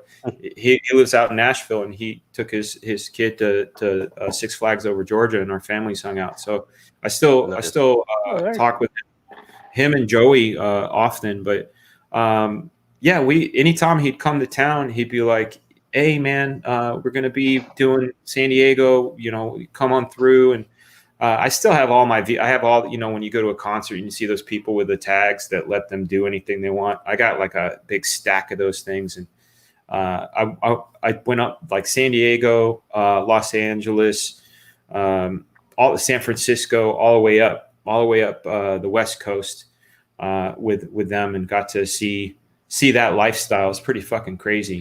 That's cool. Obviously it's a boy band and like that's silly and all that, but like those guys party. Let's just put it that way too. I can imagine they would. Yeah. Like, I come from a heavy metal background. So you know what tour life is like. Yeah, I was saying, I'm sure that it was something like that. But the women were probably a little bit nicer though. The women were great. The weed was awesome. Meeting like I remember. I have this pipe, right, and we nicknamed the pipe the Smithy, and the reason why we named it the Smithy is because, like we said, it belongs in the Smithsonian. Okay, it's made by a company. It's called a Prototype. It's brass and it's real nice. They still make them. Prototype. Look it up. I used to carry with me because you can put a nug inside it, and it had a self-closing thing. It had a little poker. Look it up, guys. I mean, anybody that smokes, look up Prototype. Go get one because they're fucking awesome. I still have it. So I used to take the Prototype with me everywhere. And there was one. The reason we nicknamed it Smithy is because six people or groups that were in TRL at that particular time had smoked from my pipe. So I'm like, this pipe is like the magic pipe, got to, and then of course I met a lot of people, befriended a lot of people, like my buddy Ray. My buddy Ray was session guitarist, did session guitars for Black Eyed Peas. He's the guy. He was dating Fergie before she was in the Peas. He introduced her to Will, so he's the one that brought her in there. Ray also used to session guitar for Jessica Simpson. And Ray is the one that got Ashley into singing because he was like, you can do it too. Your sister isn't the only one. You could do it too. So, nice. I got to hang out with them, got to go to the Tonight Show and get fired up with Snoop Dogg, which was like that. Snoop Dogg and Method Man are two on my bucket list that I got to check off. I still need Willie Nelson, fingers crossed. Willie Nelson. What's up, baby? Oh, the glow in the dark. That's cool. That's cool. Did you make that? Stuff. Oh, she's got skills. Teal. Oh, it does glow teal. That's really cool. She's very crafty. Very crafty. You want to say you're showing that it glows in the dark. See, she's showing you the dark and the glow. Oh yeah. Let me wait. Hold on a second. Let me bring it up here. That's very cool. Oh, she left. We got you on spotlight. No, she's here. No, they're gonna here. Show them again. Hey, check back. Show them again. There it is. I see. Oh, there it is. Yeah. Nice. Good job. Nice. Right Good on. job. Mama gave it to me for pouring glitter in the t-shirt. That's very nice. You see, being helpful is rewarding. Got to teach them skills. Let me bring up this question from Elliot. He said, when drawing, do you prefer a realistic take on characters, or is an exaggerated the key to making things look cool? That's a great question, Elliot. I think it's a personal preference. For me, my personal take is I like exaggeration. I found that the stuff I'm most attracted to, like when it comes to any art, when it was Frank Miller, when it was John Byrne, when it was Todd McFarlane, when it was Sam Keith, these are all guys that, like, if something was torn, it wasn't just torn, it was torn and shredded and exaggerated. And, if it was webbing, it wasn't just a line, it was like bananas in it. And when punches thrown. It's crazy. There's some guys that pull realism off really well. I feel like guys like Brian Hitch do it really well. You know, but for my personal taste, I like exaggeration. Yeah, I completely agree. I think there's more energy and exaggeration. That's one of my biggest kicks about a lot of comic book art nowadays with more of the mainstream books, I guess you could say, is that at some point along the way, the hyper-realism take on superheroes crept in. You know, proportions and all this kind of stuff has to be correct and blah, blah, blah. And coming from the school that I came from was like, well, that's boring. Because for one, yeah, I mean, if you look at Superman, you see him pose, no human being on Earth is going to be able to stand chest out, muscles bulging like that, but it looks cool. Right. And that's the whole point about comic books being the visual medium that it is for it to look cool. So I don't want to normal looking Superman stand out there and just be all flat and you know, that's it, man. You hit it on the head. So many people are trying to make movies on paper. And the problem is comic books are not movies on paper. Comic books are comic books, and comic books have what I call tools or conventions that are unique unto themselves. And one of the major tools that we can use to make people feel power is exaggeration. You know, movies get away with it with soundtracks and movement.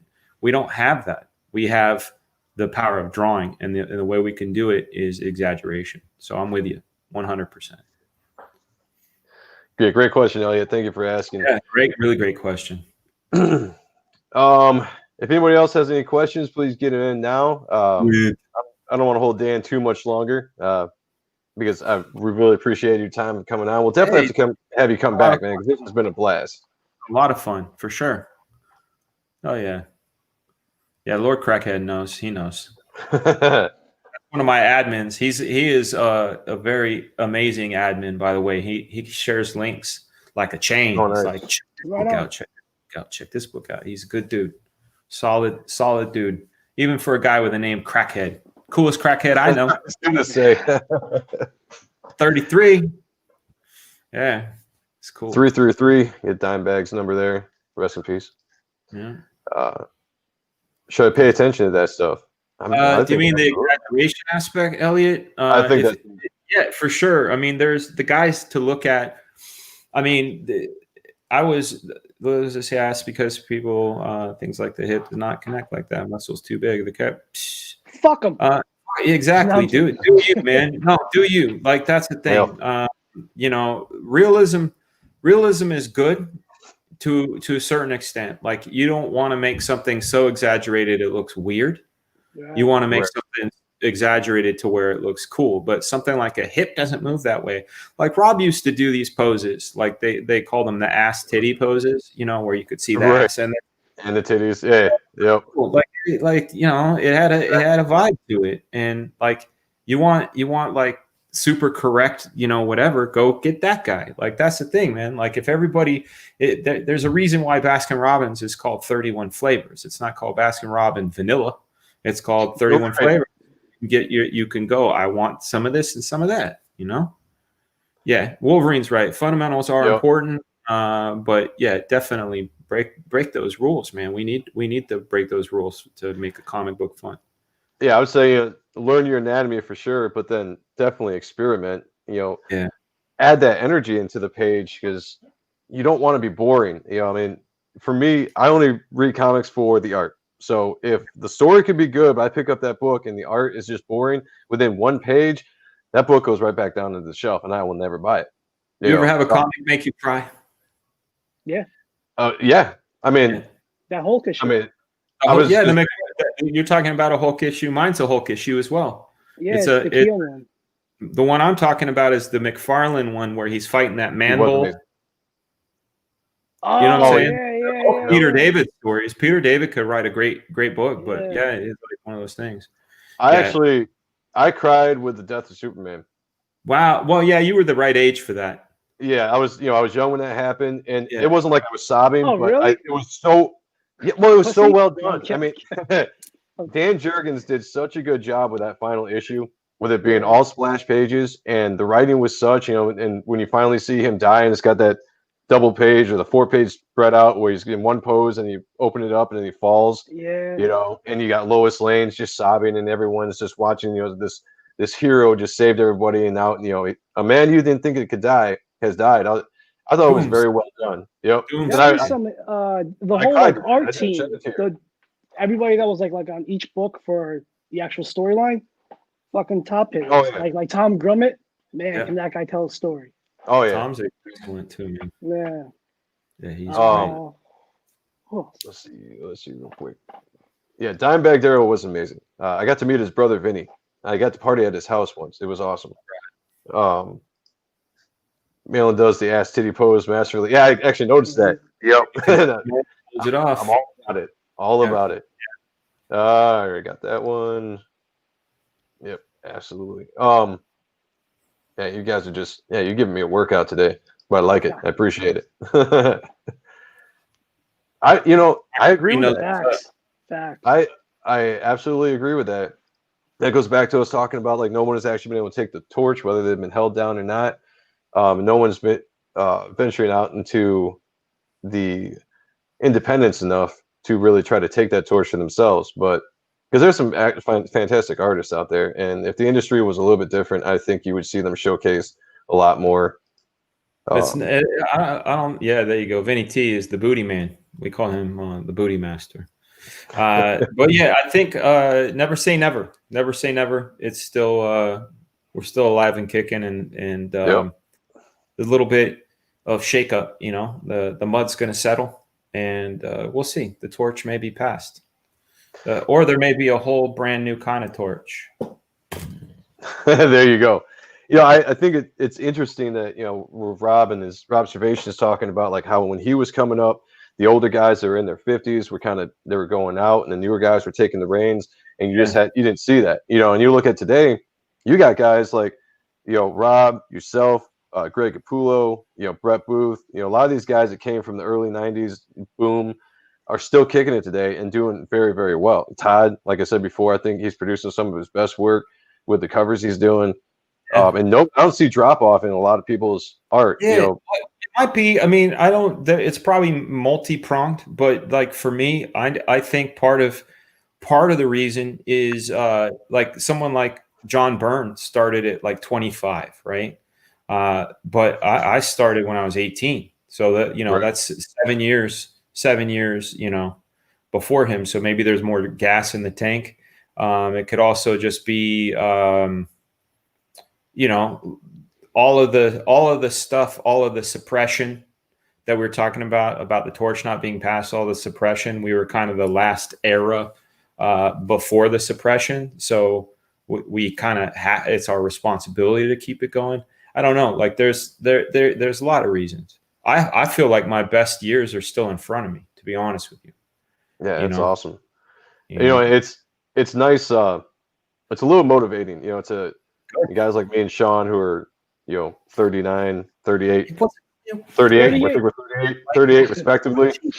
And he's throwing out these lyrics, and I'm like, some skirts for the eve. So, all right. So I got a question. Hold on. When you came to producing your album, like, were you like, I want this specific sound, I want this specific. Are you talking about the FRAGA Boom demo? Yeah. Yeah, that was hard. I worked with this guy named Pimp Dad, Dave Lewis, and I told him vibes, but I didn't know anything. Like now I pretty much know how to do most of it. Like, you know, full on production. I have gear and I know what buttons do what, and I'm okay. I always can find what I'm looking for, and I don't use samples anymore. I mean, everything's a sample when you're using digital, but I mean, I don't use loops anymore. But back then, loops were really popular, and I remember saying, you know, for the FRAGA Boom song, I wanted Brick House. For I'm on a Quest, I want Lenny Kravitz, Believe sped up. For this song, I want Teddy Pendergrass. For this song, like, so I picked my samples. And then Dave and I would talk about vibe, and he knew what sounds like, what kicks. Like I'm like, I want it to feel punchy and da da da. He goes, oh yeah, man, that's an 808, and and he'd come in, but like all that mastery is Dave Lewis. I wrote the lyrics and I had an idea of what I wanted, but he knew how to do it. Very What up, cool. Comic Bob? Hey, What's up, Comic Bob? Boom! My man. Regulators, mount up. Man, I had a question and I forgot it. I swear this happens like every other episode. You gotta write them down in your notes. I should, man. Well, I don't have time. any time to write down tonight, but one of these days. What's funny is I think the sample for that song I was singing is I Keep Forgetting. What a coincidence. What a coincidence. Yeah, man. Very cool. I don't know, maybe it'll come to me, maybe it won't. I'm not sure. It happens. Yep. All that rock and roll, man. Dude, I fried some brain cells in that 10-year span. I was hitting it hard, man. Cocaine's a hell of a drug. Cocaine was a hell of a drug. I was the lead singer. I mean, I play guitar and I play the bass, but at the band, I was the lead singer. Nice. Heavy metal. I mean, our band was like, I'd say a mixture of like, let's say Pantera and Lamb of God. Let's just say that you were the ass magnet. Let's just say it. I was the ass magnet. I know, man. Yeah, that was the benefit of being a lead singer. Give me that ass. That's why I always took like, a good 5 or 10 minutes before songs on stage just to talk and, I'd get chicks to show their tits and all that stuff. I mean, it was a hell of a time. It was good.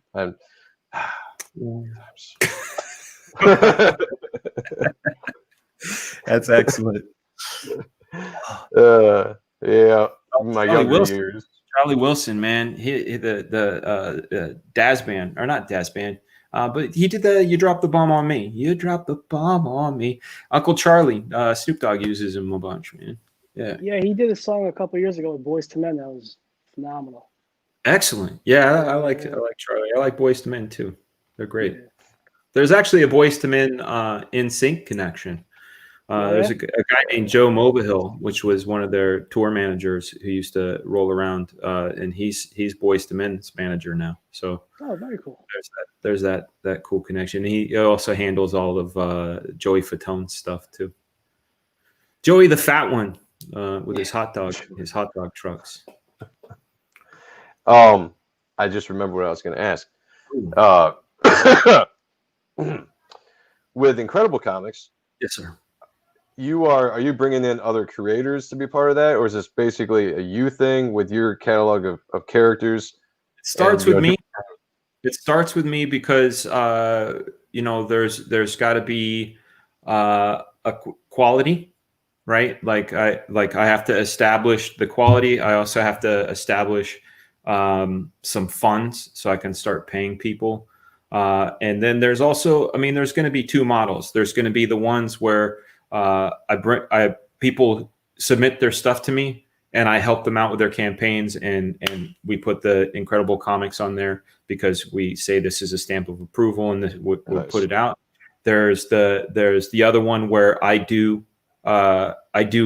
have 45 concepts. Like I have a bunch of them and I can't do them all, where I hire people, to, pay them page rates and royalties and that sort of thing. And then there's, that's it. There's people that you can either bring a book to us or it's a for hire situation. So, but that's somewhere down the line. We gotta establish ourselves a little more, I think that's cool because it's a little bit different than some of what the Comicsgate guys are doing. Like you're actually trying to start something bigger than just like one book and a campaign. I think that's awesome. It kind of reminds me of like, what Rob did for you guys back in the 90s. You're doing the same thing and building your own universe. And I think that's awesome. Yeah. I learned from the best, and, we got to learn, it was not like Nickelback. No. I got to learn from Rob and the good thing about watching, other people, I also have an older brother named Rob, really cool big brother. But one of the things the advantage that I had being a little brother is watching my big brother do things and watch him do it the right way and the wrong way, and same thing with Extreme. Got to watch some of the things done really right and got to watch some things done really wrong. And you learn. And I got to you know, I got to learn those things. So I'm taking those lessons with me. That's cool. Now, did you structure out a page small and transfer to larger, or were you just straight to board?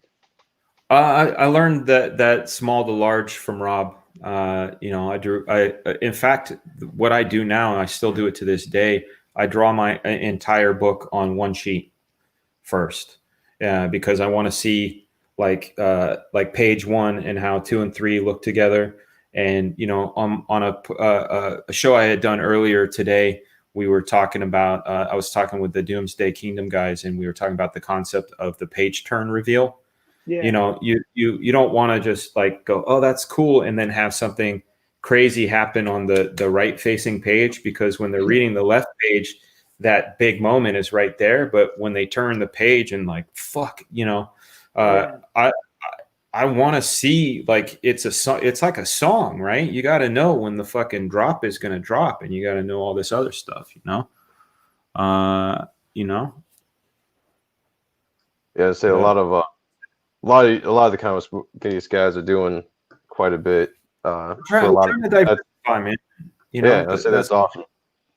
Spread the wealth, and that like that's my other thing too. Is like I try to have people come on my show. It gets a little tough though sometimes. You know, like you know, I probably get 4 or 5 requests a day to come on my show, and you know, there's only so many days in the week. I got a book to draw. I've got my own show to do. But what I love doing anything that I can to get the word out for guys that are starting out. You know, I've been very fortunate in this situation with Comicsgate, not only having 29 years in the comic book business, but also I've known Ethan for 25 years.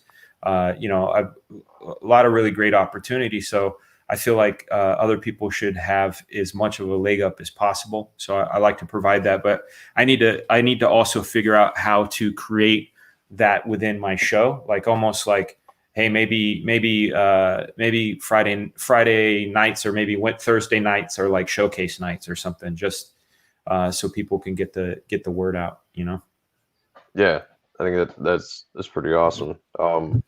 Rick, I just noticed, Sean, when I comment in the comments, that because I'm linked up with your account, we both comment. Oh, really? So if anyone's confused, Sean was not in my band. Although I'm sure he would have made a very good backup. I would have dancer. fucking made your band the shit. Fuck yeah, you would have, dude. Mine Enemies Fall. Mine Enemies Fall. Yep, that was the name of my band. I would have been your Flavor Flav. Nice. It was actually phrased out of the Bible. Was it? Psalms 23. Nice. I think we got it from. Do you know who wrote it?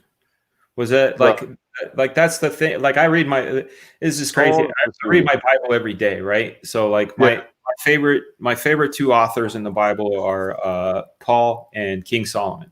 No, Paul was the man. Yeah. But like King Solomon with Ecclesiastes and Proverbs, I feel like his stuff is like, teaches you how to be, and Paul, I mean, his shit was just like, here's the message, let me get the message out. I think Psalm was written most of it was written by David, because Psalms was, like the book of songs. Yeah. And then there were other composers that wrote, I think, some of the songs too, but I don't know. I think it was David, because I think it was when he was doing all of his, when all of his enemies were against him. And that was the part of the verse, was that I think in the King James, it said like, when my enemies come upon me, my enemies will fall. It was something like that. It was phrased in a way. And at the time, badass. Yeah, it was awesome. In my Bible too, and I love. I have this app where you go through, because sometimes I'll read something and I'll be like, "What the fuck? Like, what does that even mean?" And then I'll pull up like the NIV or the NAB version, and they have it. I'm like, "Oh, okay." Like I didn't know what that word meant, but that just meant dead. But they use the word like not solemn, but like small. I think they use the word small. No, not smoke. Small. Not smoke. That's for like smoke's for like killing. Yeah, I know. Smoke. Yeah, but it was like when you're in the land of small, so nothing will matter or something like that. I'm like, what the fuck is small? That sounds like some fucking Tolkien shit. Yeah, I was gonna say, I used to get really big into the King James, but I learned how to read that book because it's hard to read. You know, because it's got, man, fuck all that. Yeah, it's got the poetry language in it. You know, because when it was written, you know, King James had it written. It was like Shakespearean. You know, so it's got all that kind of shit in there. Not falling to the yeah. Publishing Pete. What did he say about Pete? I love Publishing Pete. He's a good guy. The new creators come on and give them like 10 minutes to push their campaigns. That's cool. Pete is another really strong, good voice in Comicsgate. Big love for Alterna. Big love for Alterna. Yeah, we gotta try to get him on sometime. He's great, man. That guy is a wealth of knowledge. He's another one of those guys who's making new, doing paradigm shifts, making new things happen in new ways. Got love and respect for Mr. Samedi. You know, I think the hardest thing to do is to pitch a book. You know, to actually describe what your book's about. I still struggle with that. You know, like I have a writer that I work with, and I have to run things by him sometimes because like it's my book, it's my plot, it's my characters. But I have a writer that comes on and helps me kind of form it and make sure that it flows well and character development and all this. Where you and I are the same, bro. I mean, we're the same in many ways, but my buddy Will Perdomo, he does exactly that for me. It's kind of like reins it all in, like which is awesome because I need that, you know, because I'll just I'll have plots and I'll have a bunch of action, but I need character development and all that kind of stuff. And he comes in and he puts it together really nice and makes me think about. He'll ask me questions to pull this stuff out of my brain, so it's still me, dictating the story. But a lot, I'll also be like, dude, I don't know how to. People ask me what my story's about. I'm like, I don't know how the hell to tell them what it's about because I want to go back to like this half-hour explanation because I think you need to know all the little details so you know what the hell I'm talking about. 100%. Same way, dude. And you said your birthday is February 15th. Yeah. Yep. Yeah, that's weird because that's a super like Gemini thing, you know. Like I'm not a zodiac dude, but like I'm exactly the same way, man. It's like I feel like every point is crucial. Like, but at the end of the day, like they say that the art of pithiness is very, very important to be able to say with 3 words where other people use 20. You know, it's like. Oh, I know. It's he wrote something up for me to say when people ask that, and I'm like, dude, that's brilliant because I would never have thought that. But if someone's like, pitch me your book in this many sentences, I'd be like, I have no idea how to tell you what my book's What's the elevator pitch? Like break it down. Like what's the elevator pitch? Yeah, you got like so much time. They write my elevator pitch. Yeah. Or now you put me on the spot here. Okay. Well, be prepared. Right. Okay, I got you. Let me read it. In a dark, futuristic New York City, one man struggles for survival while trying to regain his memories, living trapped in a biomechanical suit of armor inhabited by a spirit intent on devouring his soul. That's pretty good. That was his pitch. Yeah, they brought up. You just came up with that. I'm like, yeah, that's pretty solid, man. I had to practice that. Yeah. Second. That's why I'm like Black Flag, saving the world, saving the Earth one world at a time. That's mine. Oh yeah, There you go. I wish mine was a lot more simple than that. Yeah, Mighty Mascot's awesome. The cereal box, what a great idea. That's an alternative book. Mighty Mascot is. Yeah, a lot of Slaughter Squad. Slaughter Squad's really good. A lot of really fun shit out there. I have to say, I haven't done as much research on an Alterna as I should have. I've seen them in my local comic book store before, and then I got to know who Peter Samedi was. But thank you, Lord Crackhead 33. Appreciate it. Dude, Alterna is great. They got really good books. They got something for everybody, and they're really affordable. Yeah, and I think because you can actually spend a little bit more money and have better quality paper through them too, right? Or it's just like you can. I'm not sure how their deal works. That's something you'll have to ask Peter. But yeah, that they have the newsprint, and I mean, there's some I miss newsprint, to be honest with you. I miss the old school vibe. Yeah. And the last paper, and I had a long discussion with Matt Yackey, the guy who colors my work. We had a long discussion about newsprint and what we like about it we agreed that we weren't going to use newsprint, but like my favorite paper of all time is the paper that Spawn 1 through 8. Oh yeah, because then he went. It was still flat. You know, it had that matte finish. Because like glossy paper to me takes it out of being a comic book and makes it feel like a magazine. And there's something about that shine on the paper that tells me I'm looking at paper. Whereas when it's matte, I feel like I'm in the scene. Like it's a weird thing, but I like. That's my favorite paper. Is like Spawn 1 through 8 right there, or even Youngblood 1. You know, Youngblood 1. I was going to say a lot of the early Image books all had that really cool paper. You know, Pit #1. You know, it's the same thing. It like had that. It was still paper, but it was a little bit more cardstock, but it looked awesome. Yeah, I get exactly what you're saying. Like, I love that style of paper. You know what you should do is you should have a tier in your campaign that's got a specific book that's just that. Sure, it'd probably be too expensive just to make, but that'd be so tough, man. That's I mean, I'm not sure technically if it's plate changes.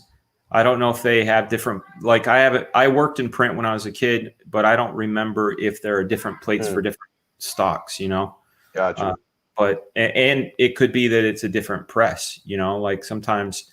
Like I was talking with Peter about certain presses that the weight of the paper needs to be a certain weight to be able to flow through the thing, and the ones that use newsprint have a different sort of structure to them because it's too light to go in these other presses. It would just rip apart, you know. So there's different stuff. What up, Raymond Leonard? What's up, Ray? What's going on, Raymond? Thanks for joining.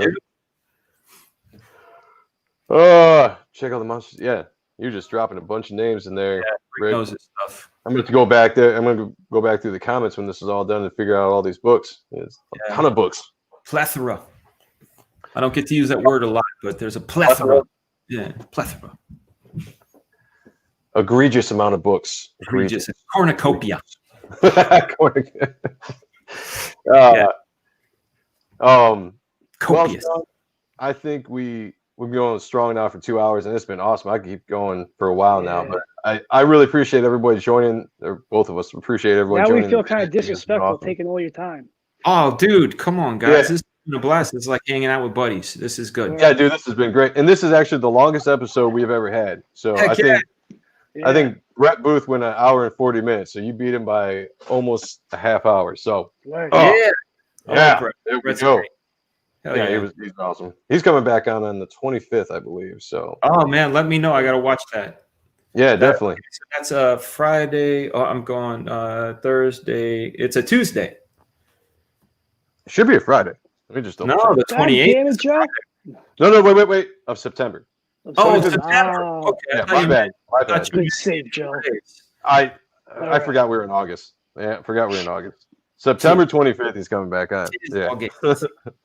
And we got Marat Michaels. Mighty Marat. I love Marat.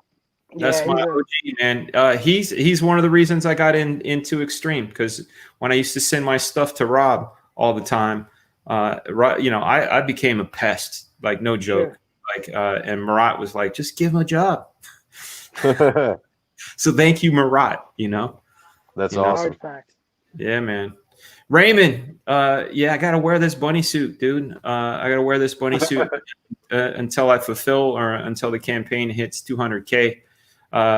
This is what integrity looks like. Sad state of things. This is 2020, and this is what integrity appears to look like. I just karate chopped my headphones out. Yeah, you did. Awesome. It's integrity right here. It adds some spice, though. I mean, it adds some funness to the campaign. It's the same thing like with EVS doing all his wigs and his different get-ups and stuff. It adds entertainment. That's right. And that, I think that's good. I mean, we have the YouTube platform now to not only promote your books, but to be entertainers. I mean, that's what this show is about, is trying to entertain people, have some laughs, talk some cool guests. Awesome people, man. I've met so many great people in the last year just from YouTube, and guys in the chat and everything. Yeah. It's been amazing. It has been wonderful. I'm excited. I'm excited for the future. I'm excited for all the plans. We have plans, but much like these short ass headphones, you never know what creep on you.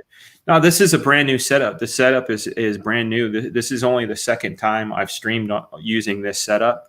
On my laptop, my laptop is here and my headphones are here, so these short cables are good. I grabbed this extender to make it longer, but there's like, I don't know what's going on. The signal is like distorting. So I don't know if I need to get in there and clean it or if it's just bad, you know? Yeah. Yeah. Is that a green screen you got behind you then? No, it's a nuke. It's a nuke. Yeah, it's a green screen. Here, I'll break the illusion real quick. Let me do it. Taco Bell. Here we go. My life's about to end. There it is. There it is. See? That's a wall. It's a green wall. Yeah. Look at that. I need to try that. That's a solid ass idea. I don't know. Yeah. You know what, guys? I need to go to my living room. Here we are. There you go. That's Man, not my living room. I wish I had a piano like that one. That would be nice. And a fireplace like that, man. Yeah. Right there. I wish I had all of this. And I'm not saying that. Yeah. I wish these were those Hershey almond chocolates. Is really what I'm trying to tell you. And I wish this wasn't just grass. I wish it was the grass. I was gonna say a little bit of weeds in there, and that's thick plants. I got my homies backing me up. The ping pong. There you go. Back there. And then I had a friend ask. He's like, "How did you get your lights to shine up blue like that?" I'm like, "It's." I got to go make some photocopies. You know, and if I had some sound in there too, it would work out. Like you hear some copies in the background, or, hey guys, I'm about to do a comedy stand-up act. Next up, we've got, you know, there's all kinds of fun you can do with the green screen. I'm gonna have to try that. It's a fun setup. It's in StreamYard. It's built in, so you just gotta make sure it's big enough. You know. In fact, I can show you. I'm gonna do this just for you. I'm gonna break the illusion for you guys. Give me a second. You guys need to plug out on this. Hold on. All right.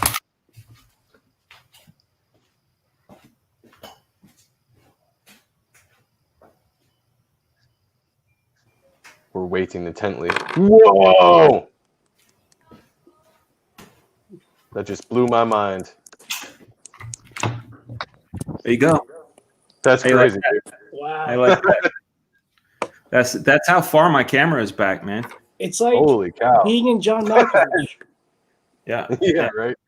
So, but the green screen doesn't change. That's what's crazy. It's like I wish the nuke would shrink too, but it doesn't. So I'm trying to see what would work back there. See, the gold bars are huge. Yeah. The blue is huge. You're also picking up. On the side I see it. Yeah, I don't know what that is.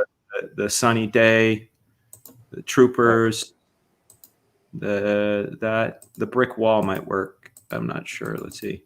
Yeah, the bricks are kind of good. It looks like I got some drapery back there, but and the fire, that one works best. There we go. Yeah, fire. But then the proximity. I could do a stream like this. All of you way back there. Yeah. And that's why, like, that's the only thing that's weird to me about this setup is that usually with my laptop, when I'm talking to people, it's like this, and I can read the chat and look at the screen like this. But now because the monitor is here, you get this sort of like sideways thing. And I always wondered, like, I'd see guys streams like Eric July, Young Ripa, like he's got his camera up and over here, and he's never like, he's like, okay, chat, let me tell you about this thing. And he's never like looking and saying, that's good impersonation. Yeah, that's pretty good. And then you got Ethan, who's also kind of like right here, you know? So yep. I thought about bringing the sunglasses back, because with the sunglasses, I could do this. Hey, everybody, but be, you know, a little sunglass trick. And then there's this is my fill light. See that? Oh man. That's how I keep my face looking, you know, young and sexy. It's a little fill light and some sweat. You know, that's how we do it. But I'm trying to figure out a way to make get set up a little bit more sexy. I was thinking about getting a mic and like all this kind of stuff.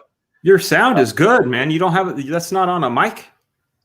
Well, no, it's Bluetooth. That's it. But yeah, I was gonna get an actual mic and all that kind of shit because I was gonna build it up. Good, man. Get around to it. Oh yeah, I gotta rewind back though. The reason I wanted to pull back this far is to show you how big of a screen you're gonna need.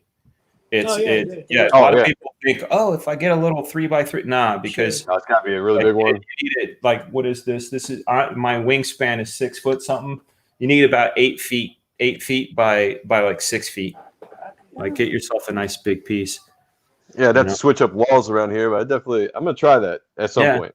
Some people they get the little racks that fold down. You know, they stretch it out and then they break it down. So there's different ways, man. But yeah, you guys, Michael Bancroft starts in 10 minutes, so definitely check that out. I want to thank you guys for having me on the odd and stuff. You know, I love it. I had a good time. You guys made me feel welcome and comfortable, which is great. You know, put me through some really fun questions. Memory lane, love that shit. Yeah, I'm teasing you, like you know, make it gentle at first, but then come on. Yeah. Disarm a motherfucker. Just a tip. See how it feels. That's how I got married. All right. Well, I'd like to thank everybody for checking out in the chat and giving us so much love. This has been a very, very fun night. And I knew it was going to be. We've been looking forward to this for a little while since Dan said he'd come on and do the show. So thank you so much for everybody.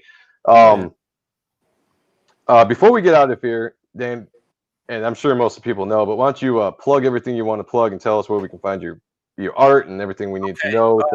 This is what I want to plug. Inside of everybody here, there's creativity inside you, whether you're a writer, whether you're a musician, if you draw, if you do all of it, you're a sculptor, you're a painter. I say find it in yourself to make some time for it. You're going to find that your life will be enriched and better. You're going to go through some ups and downs. Definitely going through the downs is worth the ups. I know it from experience. You know, I did this professionally for more than 10 years before I felt like I got it. But the fact is doing it is the first step. So I say create every day. I say it on my show and I'm saying it now. Be and do your best. Put your best effort forward and you're just going to shine. We already talked about the stuff I have to plug. As far as where you can find me, just either search for FRAGA BOOM or Couch Doodles. You'll find all my stuff.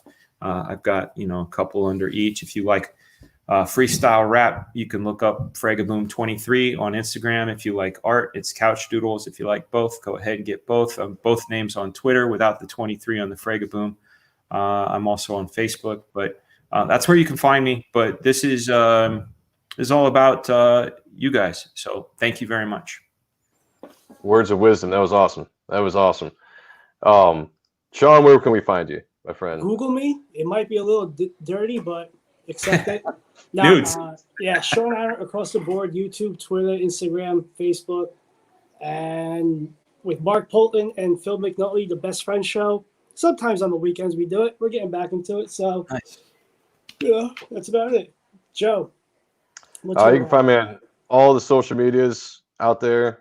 Just type in Joe M. Sonntag, or Facebook, Instagram, Twitter. For everybody that might be watching this on Facebook, which I think for once we got most of our viewers on YouTube, which has been awesome, but we stream to both platforms. But if you're on Facebook, please come to both Joe M. Sonntag YouTube and Sean Ahrendt YouTube and give us a like and subscribe because that really helps us generate all this kind of stuff. So I really appreciate that. I've already seen in the comments people were saying we got some new subscribers, and that's so awesome. We really appreciate that. We do the show because it's fun to do, and Sean and I will love talking comics, and we love talking about the industry, and we started getting guests on. It's just kind of sprang from there, and we've gotten really successful. We're kind of like the clap, and we appreciate it. Definitely like the clap, That's great. So you can find us all in those places. So thank you so much for joining us. We're definitely going to have Dan on again because this was an absolute blast, and we got to have a round two. Heck yeah, we will. So with that, I'm going to sign off for the night. And Dan, if you want to stick around for just a second, if we have a little bit more of your time backstage. Sounds good. But until then, I'm gonna say, everybody love each other, spread love, not hate, touch each other in weird ways. Ladies, don't ever stop showing your boobs because it's just it's awesome. Don't ever stop that. So, all right, everybody. All right, we appreciate it. Everyone have a great night. Stay safe out there. I love you.